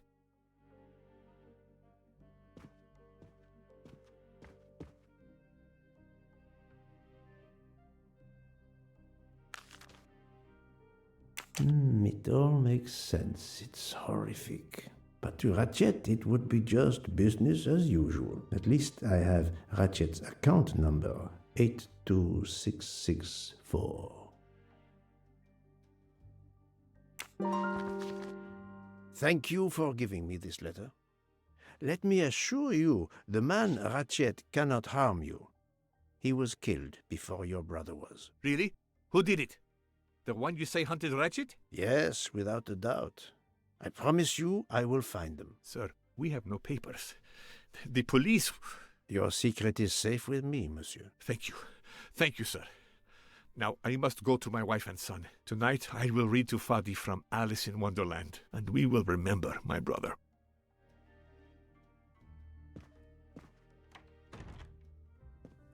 I need to notify Mademoiselle Locke that I have Ratchet's bank account number.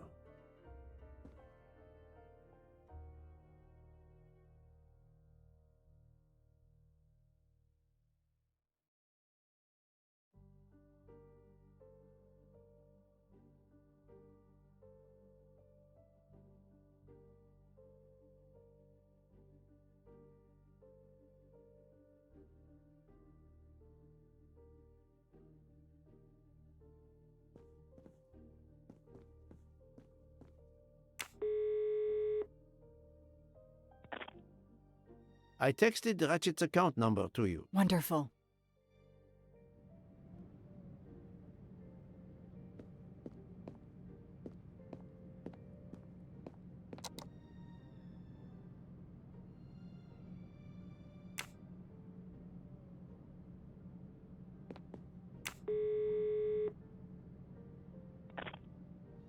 Mr. Poirot, how are you doing? I have little to report, but keep looking.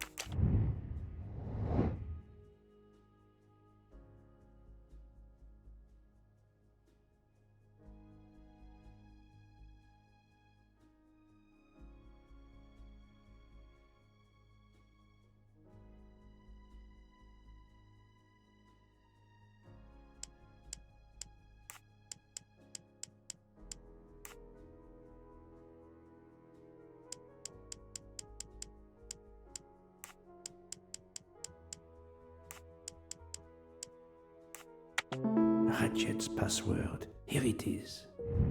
I'm right again. That happens to me a lot.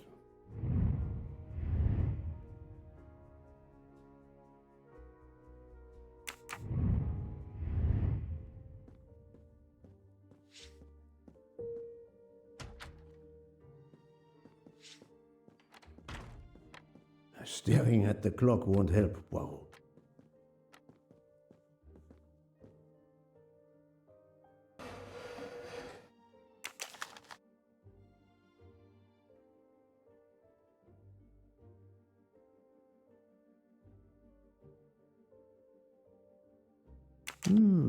This could be the password to Monsieur Wadi's office computer. He must change it every month.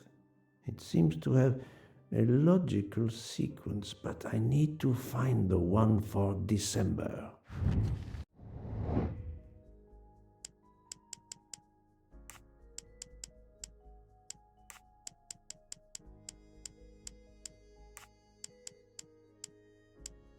If that's the password to the computer in Monsieur Wadi's office, we still need to translate the Arabic characters. And there weren't any Arabic characters on the office computer's keyboard. I wonder if the computer in Monsieur Wadi's office has a similar Arabic keyboard.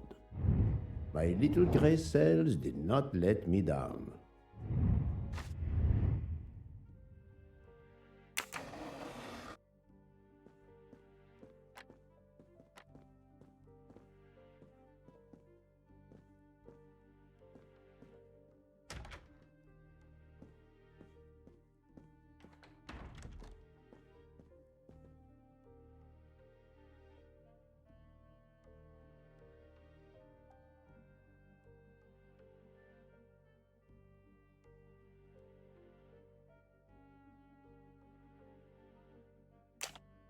A bizarre endgame to be sure, but I suspect checkmate is possible for white in 3 moves. Let's see.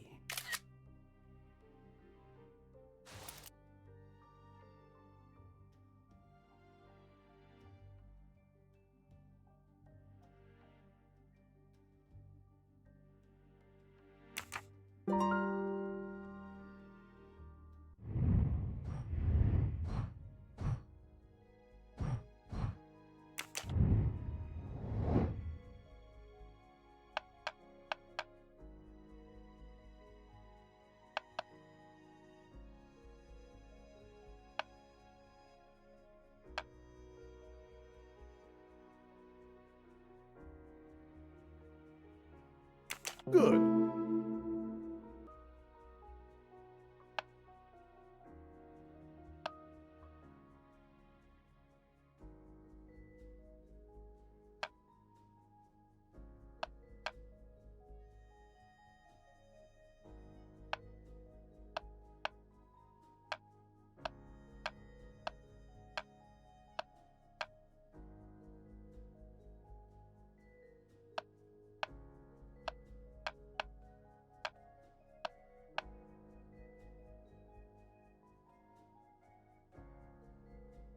Adequate.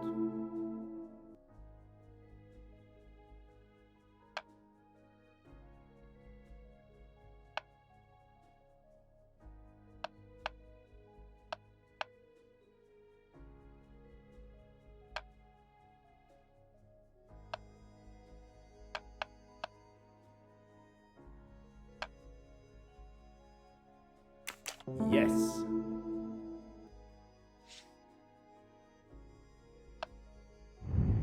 That was easy.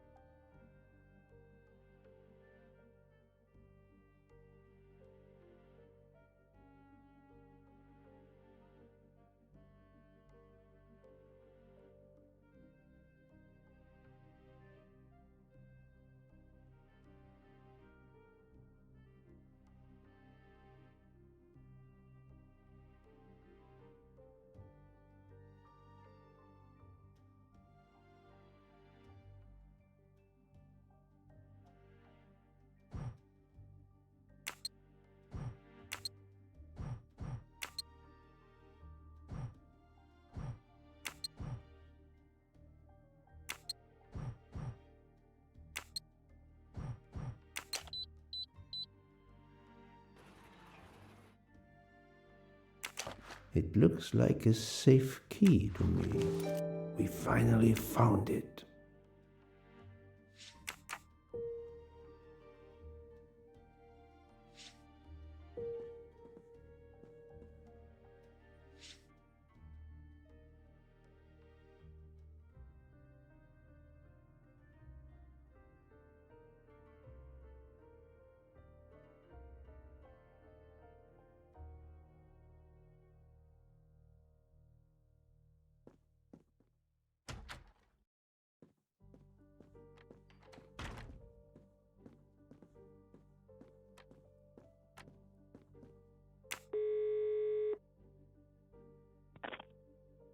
Good news.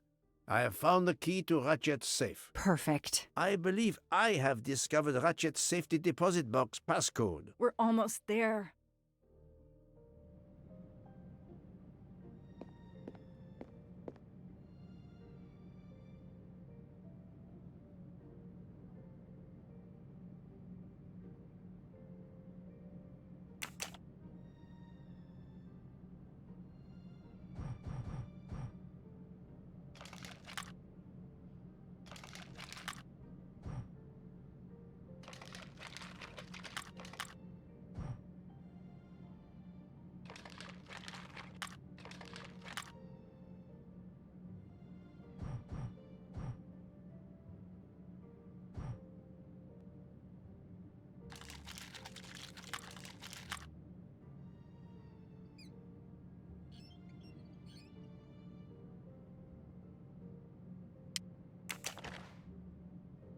A key.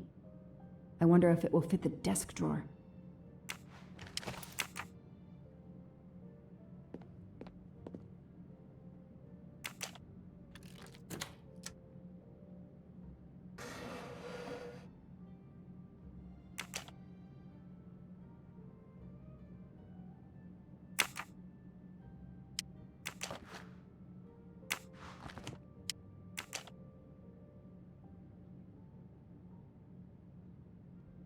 Those indentations are from the sheet of the notepad that was on top. This is great. All those mystery movies I watched as a kid. I know what to do. Those indentations are from the sheet of the notepad that was on top. This is great.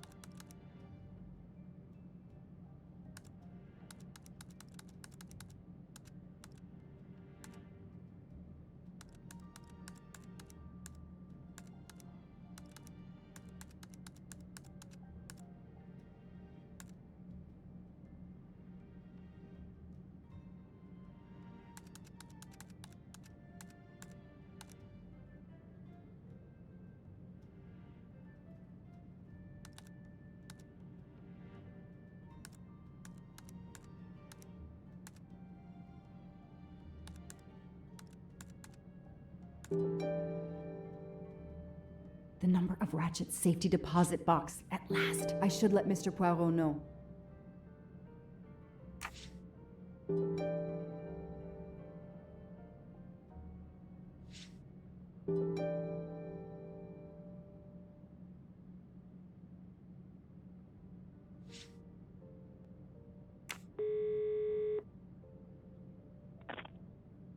I was able to access Mr. Wadi's computer. I have Ratchet's safety deposit box number. Excellent. We're running out of time. Do we have everything? I have the key to the safety deposit box. I have the number of the box. And we have the passcode. I'm on my way. Time to rob a bank. Sorry to keep you waiting. I haven't heard from Monsieur Wadi. You'll have to reschedule with him. This is quite annoying. I'll have to reschedule. Absolutely. I hope I have been of service. You have no idea.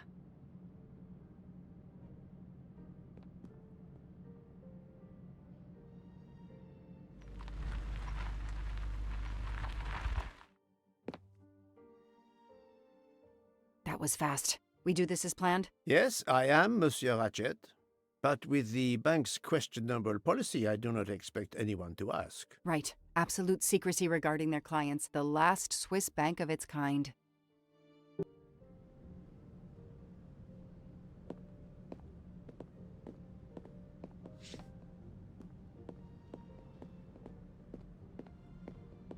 Madame, I still haven't heard from Mr. Waddy. Well, we'll have to make do without him, now that my friend is here. It's his box we want to access. And the clock is ticking. I trust there is no problem. No, no problem at all.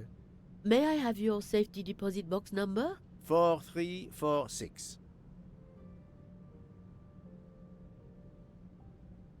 May I see your key?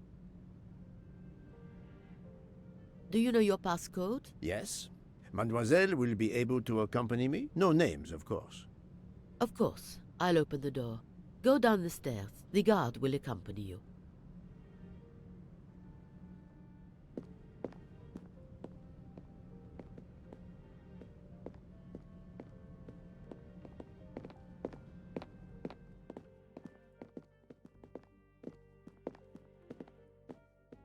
Please leave your personal belongings in this bin and then go through the portal.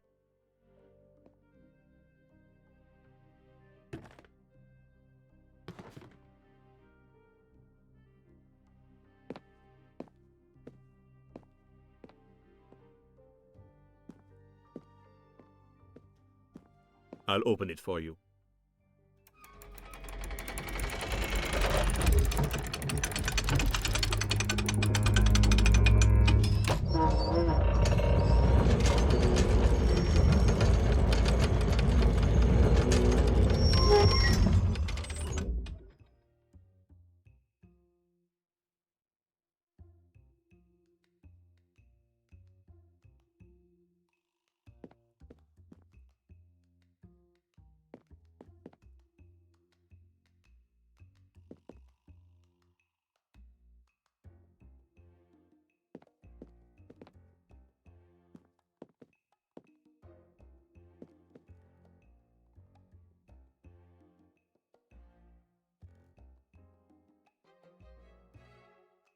At last we reach our goal.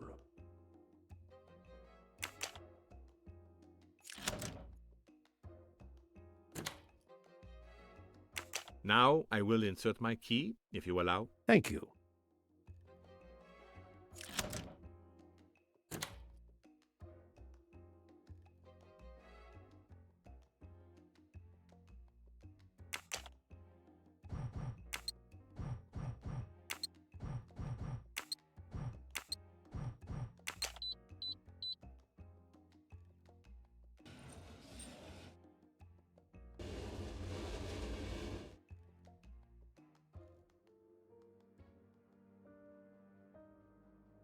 I'll be by the door should you need any assistance. At last. I suspect the effort will be worth it. This collection of various personal items. Do you know what they are, Detective Locke? I do, Mr. Poirot. God help me, I do. Souvenirs. The trophies serial killers take from their victims to remind them of their kills. Ratchet wasn't just a kidnapper. No, indeed. He was a monster.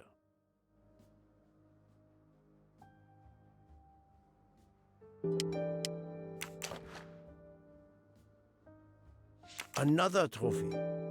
We may never know how many people he killed.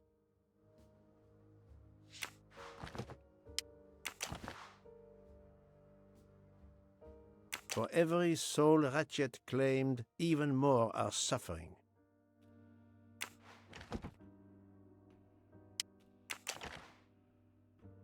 Diamonds. A fortune. Crime does pay. No, mademoiselle. This time it was the criminal who finally paid.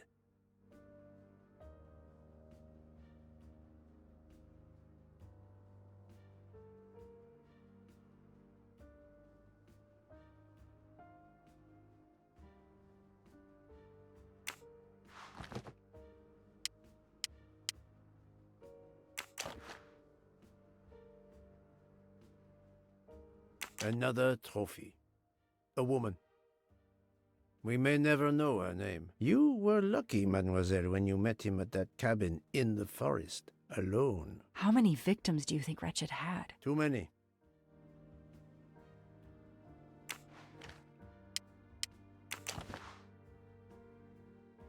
MC. The real journalist Michael Clark. Ratchet would have needed to kill him to assume his identity. He took this ring as his trophy.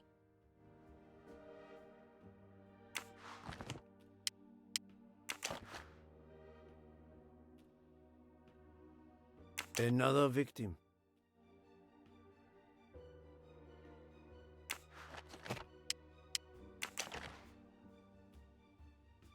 I wonder who this keychain belonged to. Certainly not Ratchet.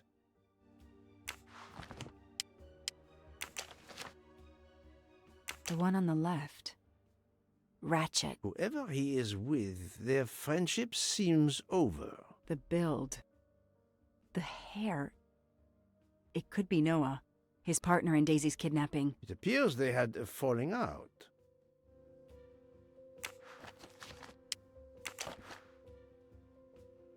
Another bracelet. Another victim. Another trophy. And then there's the one that we already found, Suzanne's red glasses.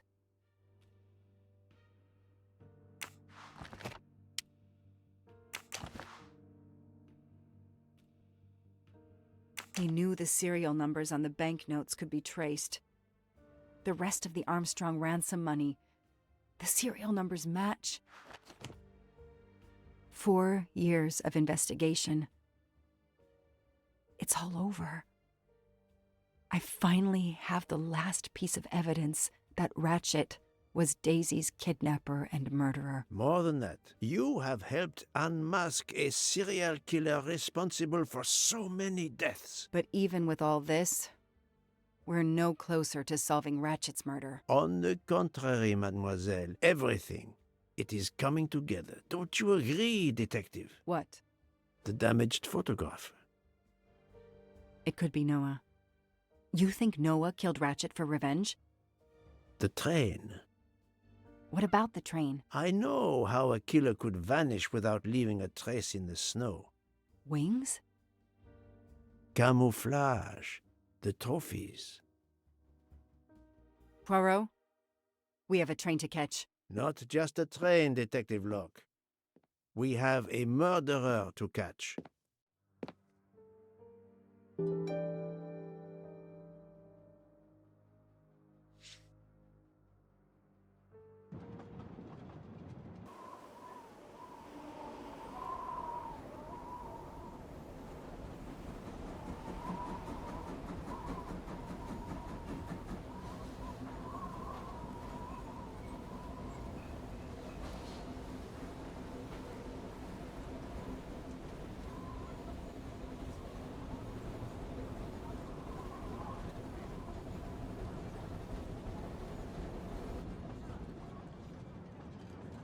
Poirot, enough! You have kept us in suspense ever since we left Lausanne. Forgive me, my friend.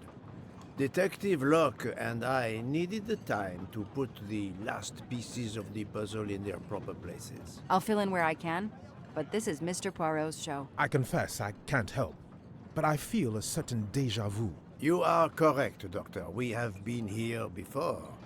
However, without you, we wouldn't have been able to reach the true conclusion of this story.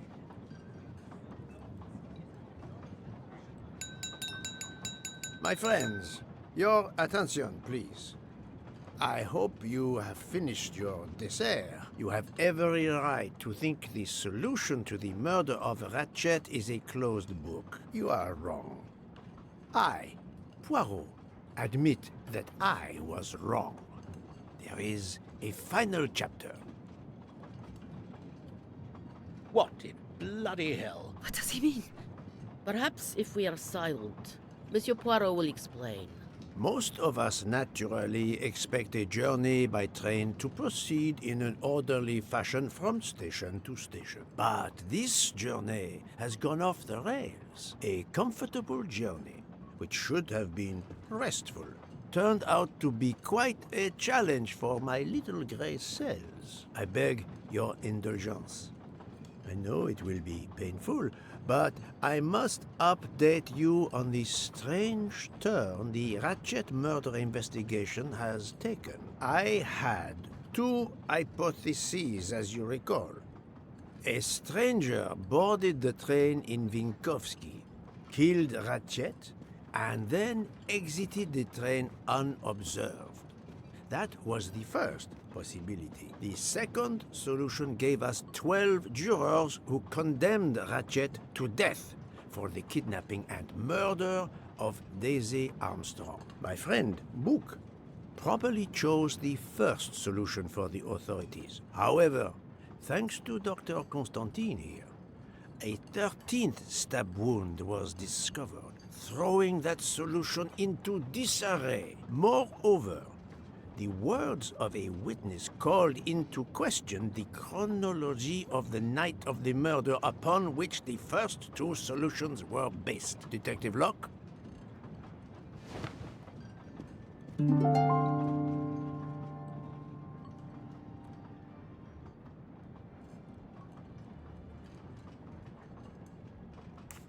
Michael admitted to having been absent several times during the night. His absence therefore gave multiple opportunities for a 13th murderer to slip into Ratchet's room before the other 12 jurors lined up to stab him.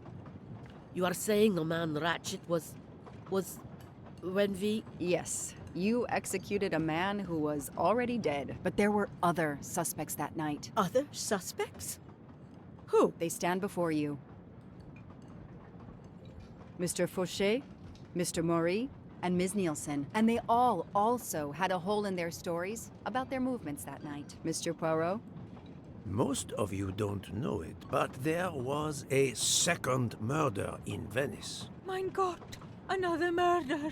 The victim was a man named Aziz Wadi, a banker in Geneva who was on the payroll of Ratchet. He looked after the money Ratchet obtained from the Armstrong ransom. Ratchet needed money and arranged to meet Mr. Wadi in Venice. One of these three knew about that money. Now, each of them had an alibi, of a sort.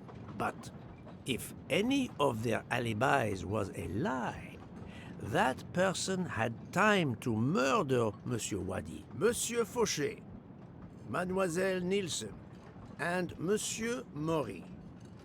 One of you murdered Ratchet and Monsieur Wadi. Are you kidding? I pour drinks for our guests. I don't murder them. It's nonsense! You are accusing me because of my knives? But why would one of my employees kill Ratchet? The killer's motive for killing Ratchet was revenge, but not for Daisy's death. The motive for Aziz Wadi's murder was also revenge. Mr. Wadi was helping Ratchet. Ratchet had an accomplice in the kidnapping named Noah. They kidnapped Daisy together. Ratchet stored the ransom money in a Swiss bank that protected anonymous clients. He forced Monsieur Wadi to watch over the money. Once enough time had passed, Ratchet felt it was safe to have Monsieur Wadi bring him cash whenever Ratchet needed it. The serial numbers of the bills would still be in a file, but no one would be actively checking it. Precisely. But Ratchet didn't just keep the ransom in his safety deposit box. There was something much worse.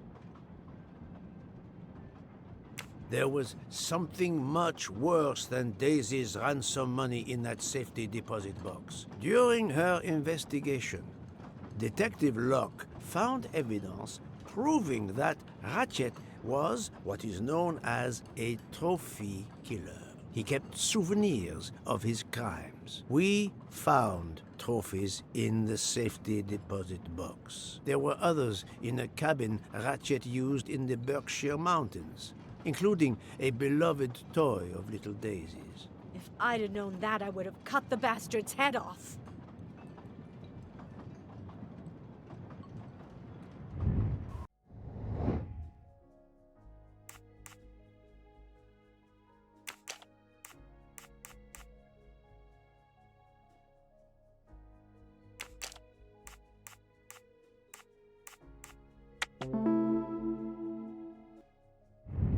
That's the right answer. The bracelet found in the safety deposit box was also on Noah's wrist in a photograph. It's obvious Ratchet killed Noah, and therefore, at last, I can tell you with absolute certainty who the murderer of Ratchet and Monsieur Wadi is.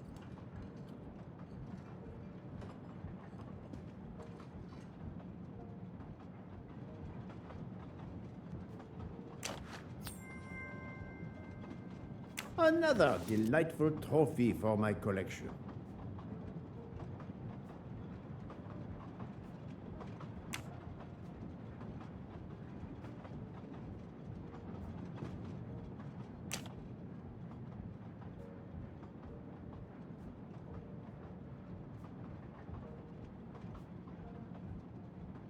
Mademoiselle Nielsen has the same bracelet as the one found in the safety deposit box in Geneva. A trophy from a victim of Ratchet.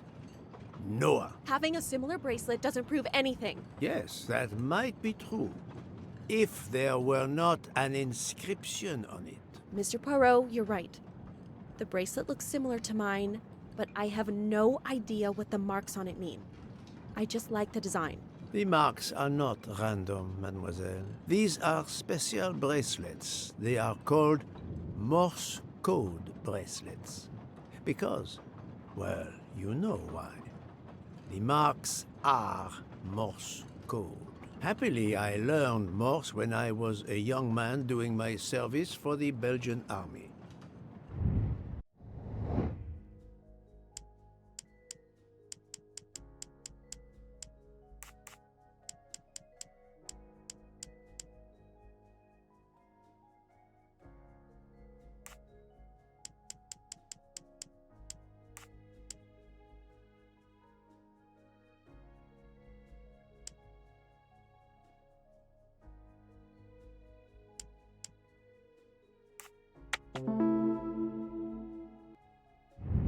I'm right again. That happens to me a lot. On the bracelet found in Ratchet's safety deposit box was the name Freya in Morse code. Your first name. It belonged to your father, Noah. Noah Nielsen. Let's stop playing this little game, mademoiselle. What does yours say? Noah? It says father. Ratchet. That bastard. He kept my father's bracelet as a trophy. Thank you. I have to admit your timing for Ratchet's murder was perfect. Do you mind if I continue? Would it matter? Go ahead. You've earned the right to crow. I do not make bird sounds, mademoiselle. I take no pleasure in this.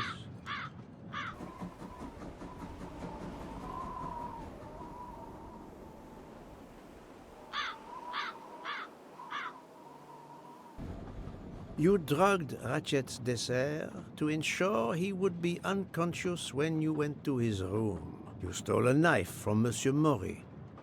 If it was identified as the murder weapon, he would be accused. You knew Pierre Michel would leave the train for a smoke whenever it was stopped at a station. At Vinkovsky, you waited until he was on the station platform. Then, you carefully made your way along the first-class corridor to Ratchet's room. You entered Ratchet's room with the pass key, accessible to all employees in the crew quarters.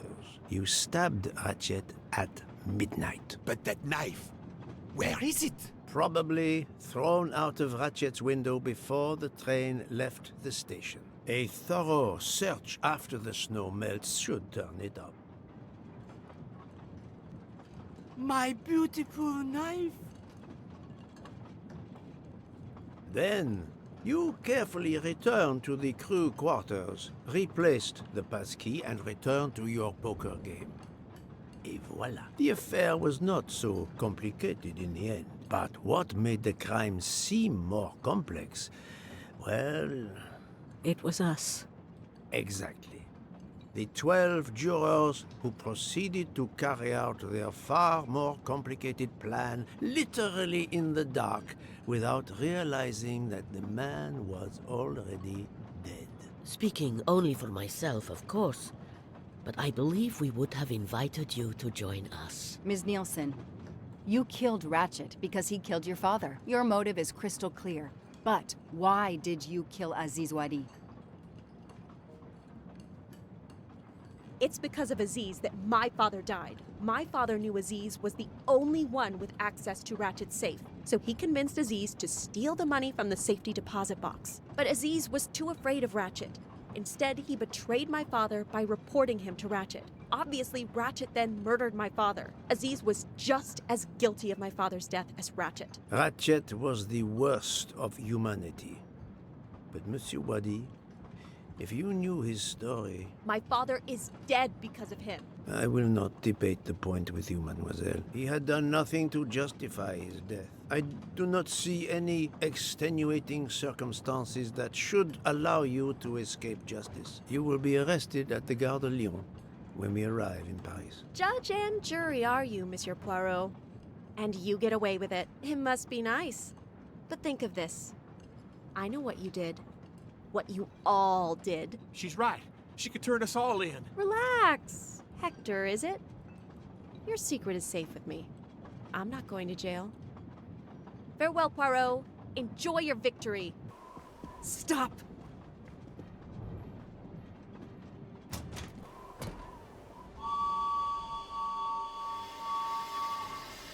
No, Freya, don't jump. You're going to die. I've made my choice. We'll let fate decide. No!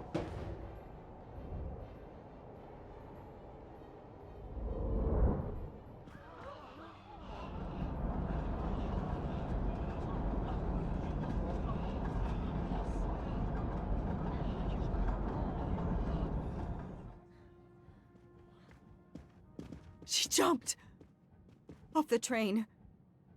Even if she hit the water, considering the height, I doubt she survived. And with this tunnel, either way, she's gone, Poirot.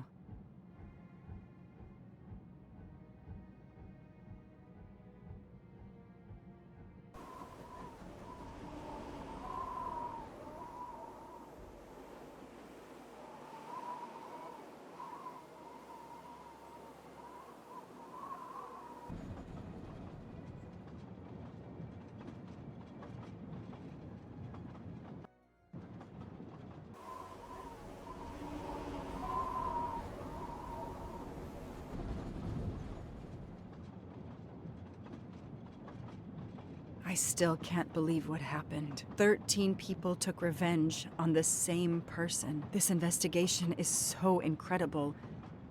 It almost looks like a detective story. It would surely be a bestseller. It is true that this case will remain as one of the most important investigations of my career. My only regret will be that I couldn't bring Ratchet to justice, but I can finally close this chapter of my life. Your determination paid off. You can be proud of yourself. I think we'll be arriving in Paris soon. If you will pardon me, Detective Locke, I have to settle a few details with Monsieur Bouc before we arrive. Please, go ahead.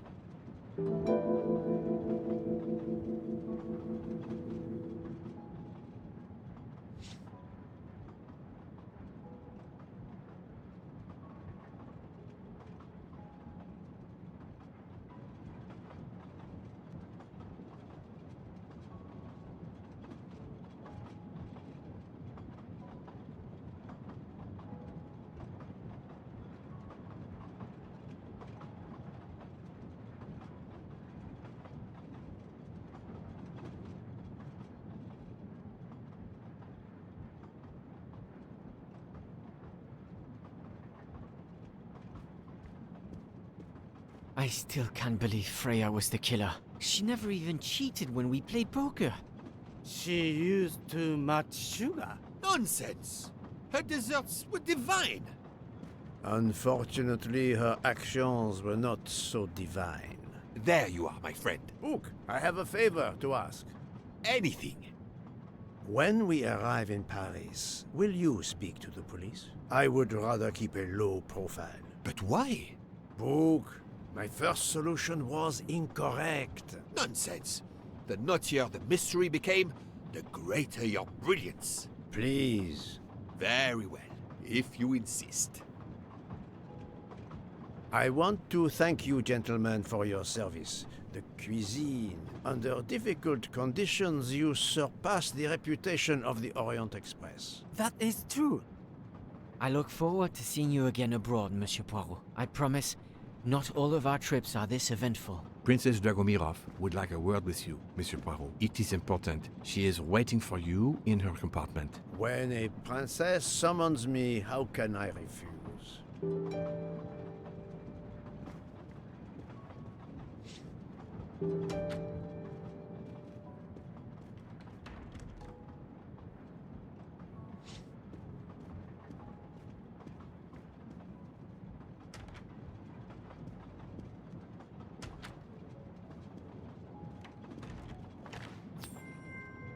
You can never have too many of these.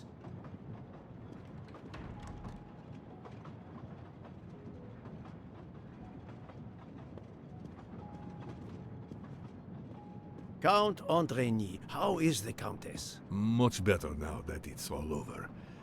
I misjudged you, Poirot. And I you. There is something else about my wife you should know. Why I am so overprotective. She is pregnant. You are quite the detective. Actually, Dr. Constantine told me. She admitted as much when he was attending to her. If it's a girl, we're going to name her Daisy. If it's a boy, Hercule, he'll be stuck with Rudolph. It's a family tradition. I wish you and all of your family much happiness. Thank you.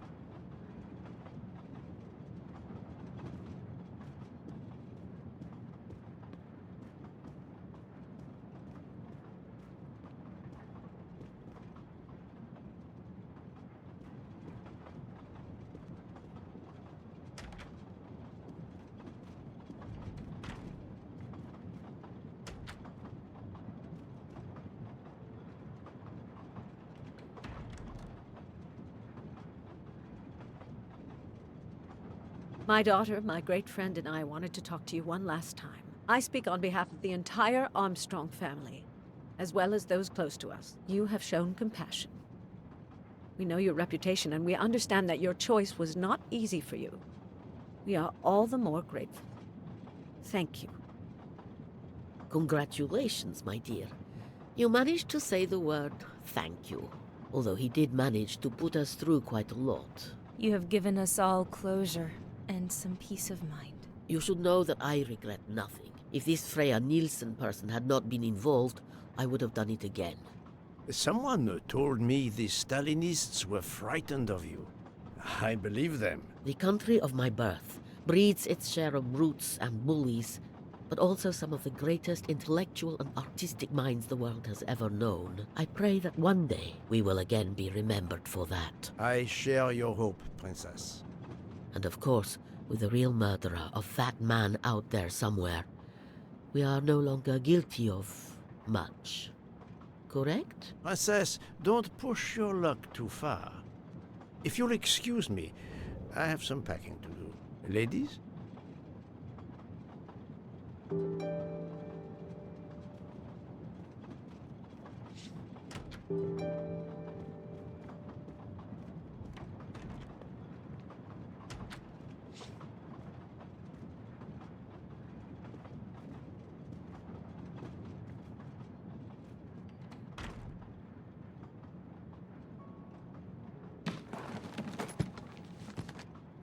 At the end of this investigation, I still have my doubts. Did I make the right choice with the 12 self-proclaimed jurors?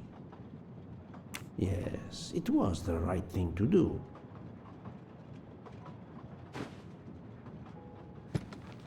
As for Mademoiselle Nielsen, what would I have done if she had not escaped?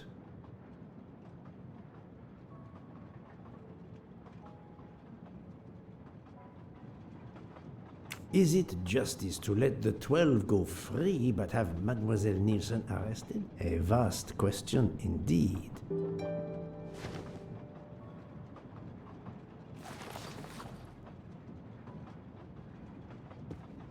Judges often take motive into consideration when deciding the sentence for a crime. You are not a judge. Your job is to establish the facts, which you have done. The case has been solved. Another already awaits you. It is the reason you are on this train. It is time. Time to move on.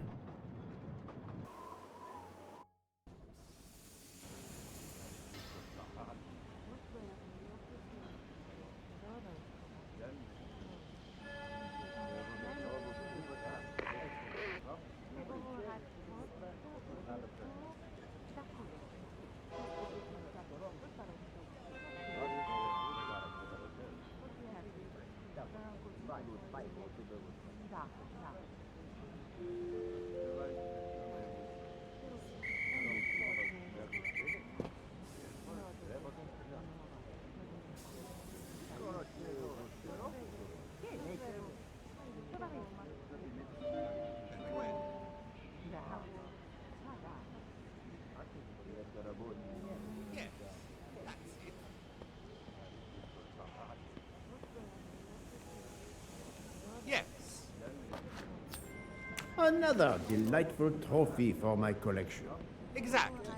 Monsieur Poirot, I spoke with my associates.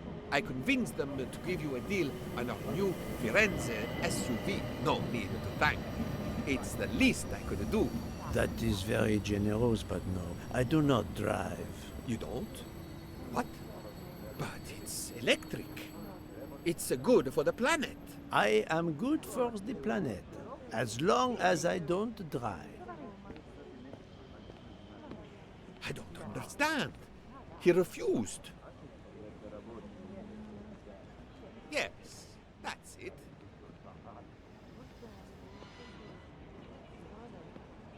Poirot is a nasty man! Poirot is a nasty man! I wonder where Princess Dragomirov's bird can have heard that.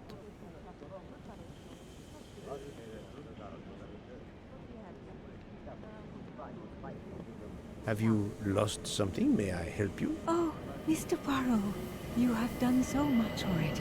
What is it you have lost? My friends, we are traveling to Poland to help with children. We were to meet at an information booth. But where do I get information on how to find an information booth? There is, I believe, an information booth just inside the main terminal. Oh, thank you, sir. You are a great detective. And you, madame, are a good soul.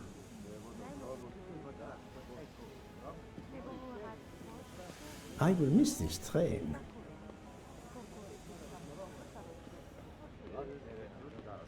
Hey, Poirot. Say, have you seen a scruffy little guy in a green trench coat?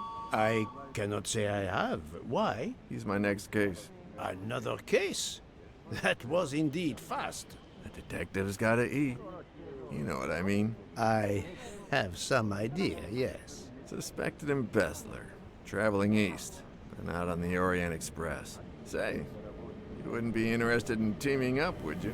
Some good money in it. I have had enough of trains for a while, thank you. Okay, suit yourself.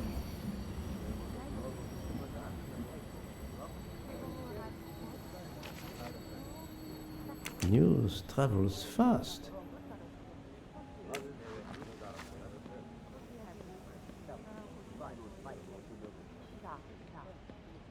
Mr. Poirot, Mr. McQueen here thinks he may know an attorney in the Berkshires who might need a gentleman's gentleman.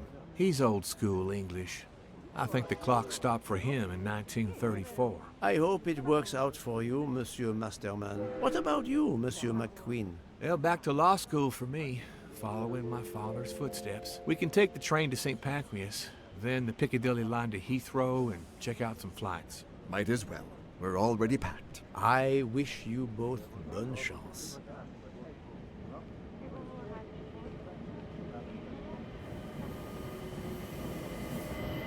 Ah, Poirot. Mission accomplished. I have reported to the police that Freya Nielsen killed Ratchet and that she escaped. They're issuing an international arrest warrant. There's a canal that runs alongside the tracks where she jumped from the train. But they say there's little chance she survived. The police have questioned all of the passengers and crew, so for now, they are free to leave. I gave them the results of my preliminary autopsy, and they have the report from the Venetian authorities. They were arguing about jurisdiction when I left. Thank you, Doctor. You have been of inestimable help. A fascinating case. I'm pleased I could assist you. Mr. Poirot, it seems our paths part here. It was an honor and a pleasure to work with you. And I am with you, Detective Locke. The case would have been impossible without your tenacity and dedication to finding the truth. You also proved to be an able con artist in Geneva. You too. Thank you for everything. I'll never forget you. And I shall always treasure our collaboration.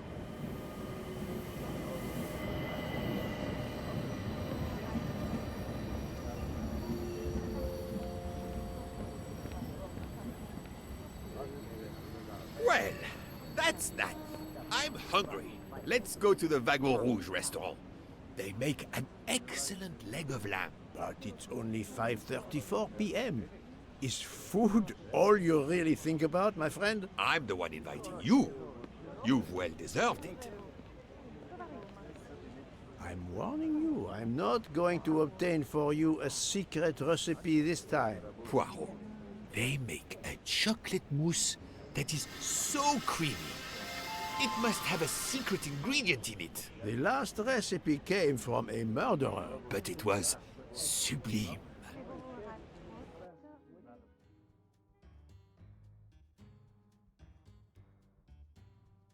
Holy crap, it's really over this time. Well, that was Murder on the Orient Express by Agatha Christie. What a game. And then there was None is a lot better game. I'm gonna do the ABC Murders sometime. Seems like a boring game. Interesting story. I really liked how they modernized this story. It's kind of cool.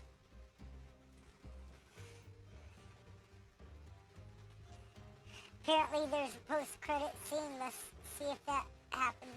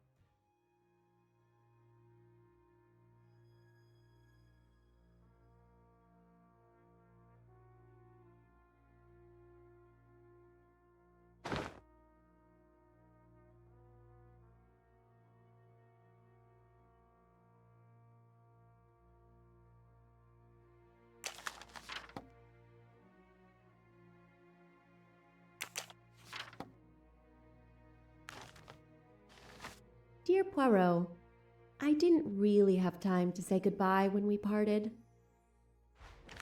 I thought I had beaten the greatest detective in the world, but you unmasked me. I still had my revenge, though. I even managed to help myself to a small amount of cash from Waddy's bag before you interrupted me in Venice. It will be enough to settle somewhere in a quiet little town where I will create delicacies for appreciative clients. You won't hear from me again, nor will Book get any more of my recipes. Oh, and one last thing. You may not think so, but I truly believe Ratchet and Waddy got their just desserts. Regards, F. You, mademoiselle, are entirely too pleased with yourself. You give clues no one could follow, unless they are Hercule Poirot.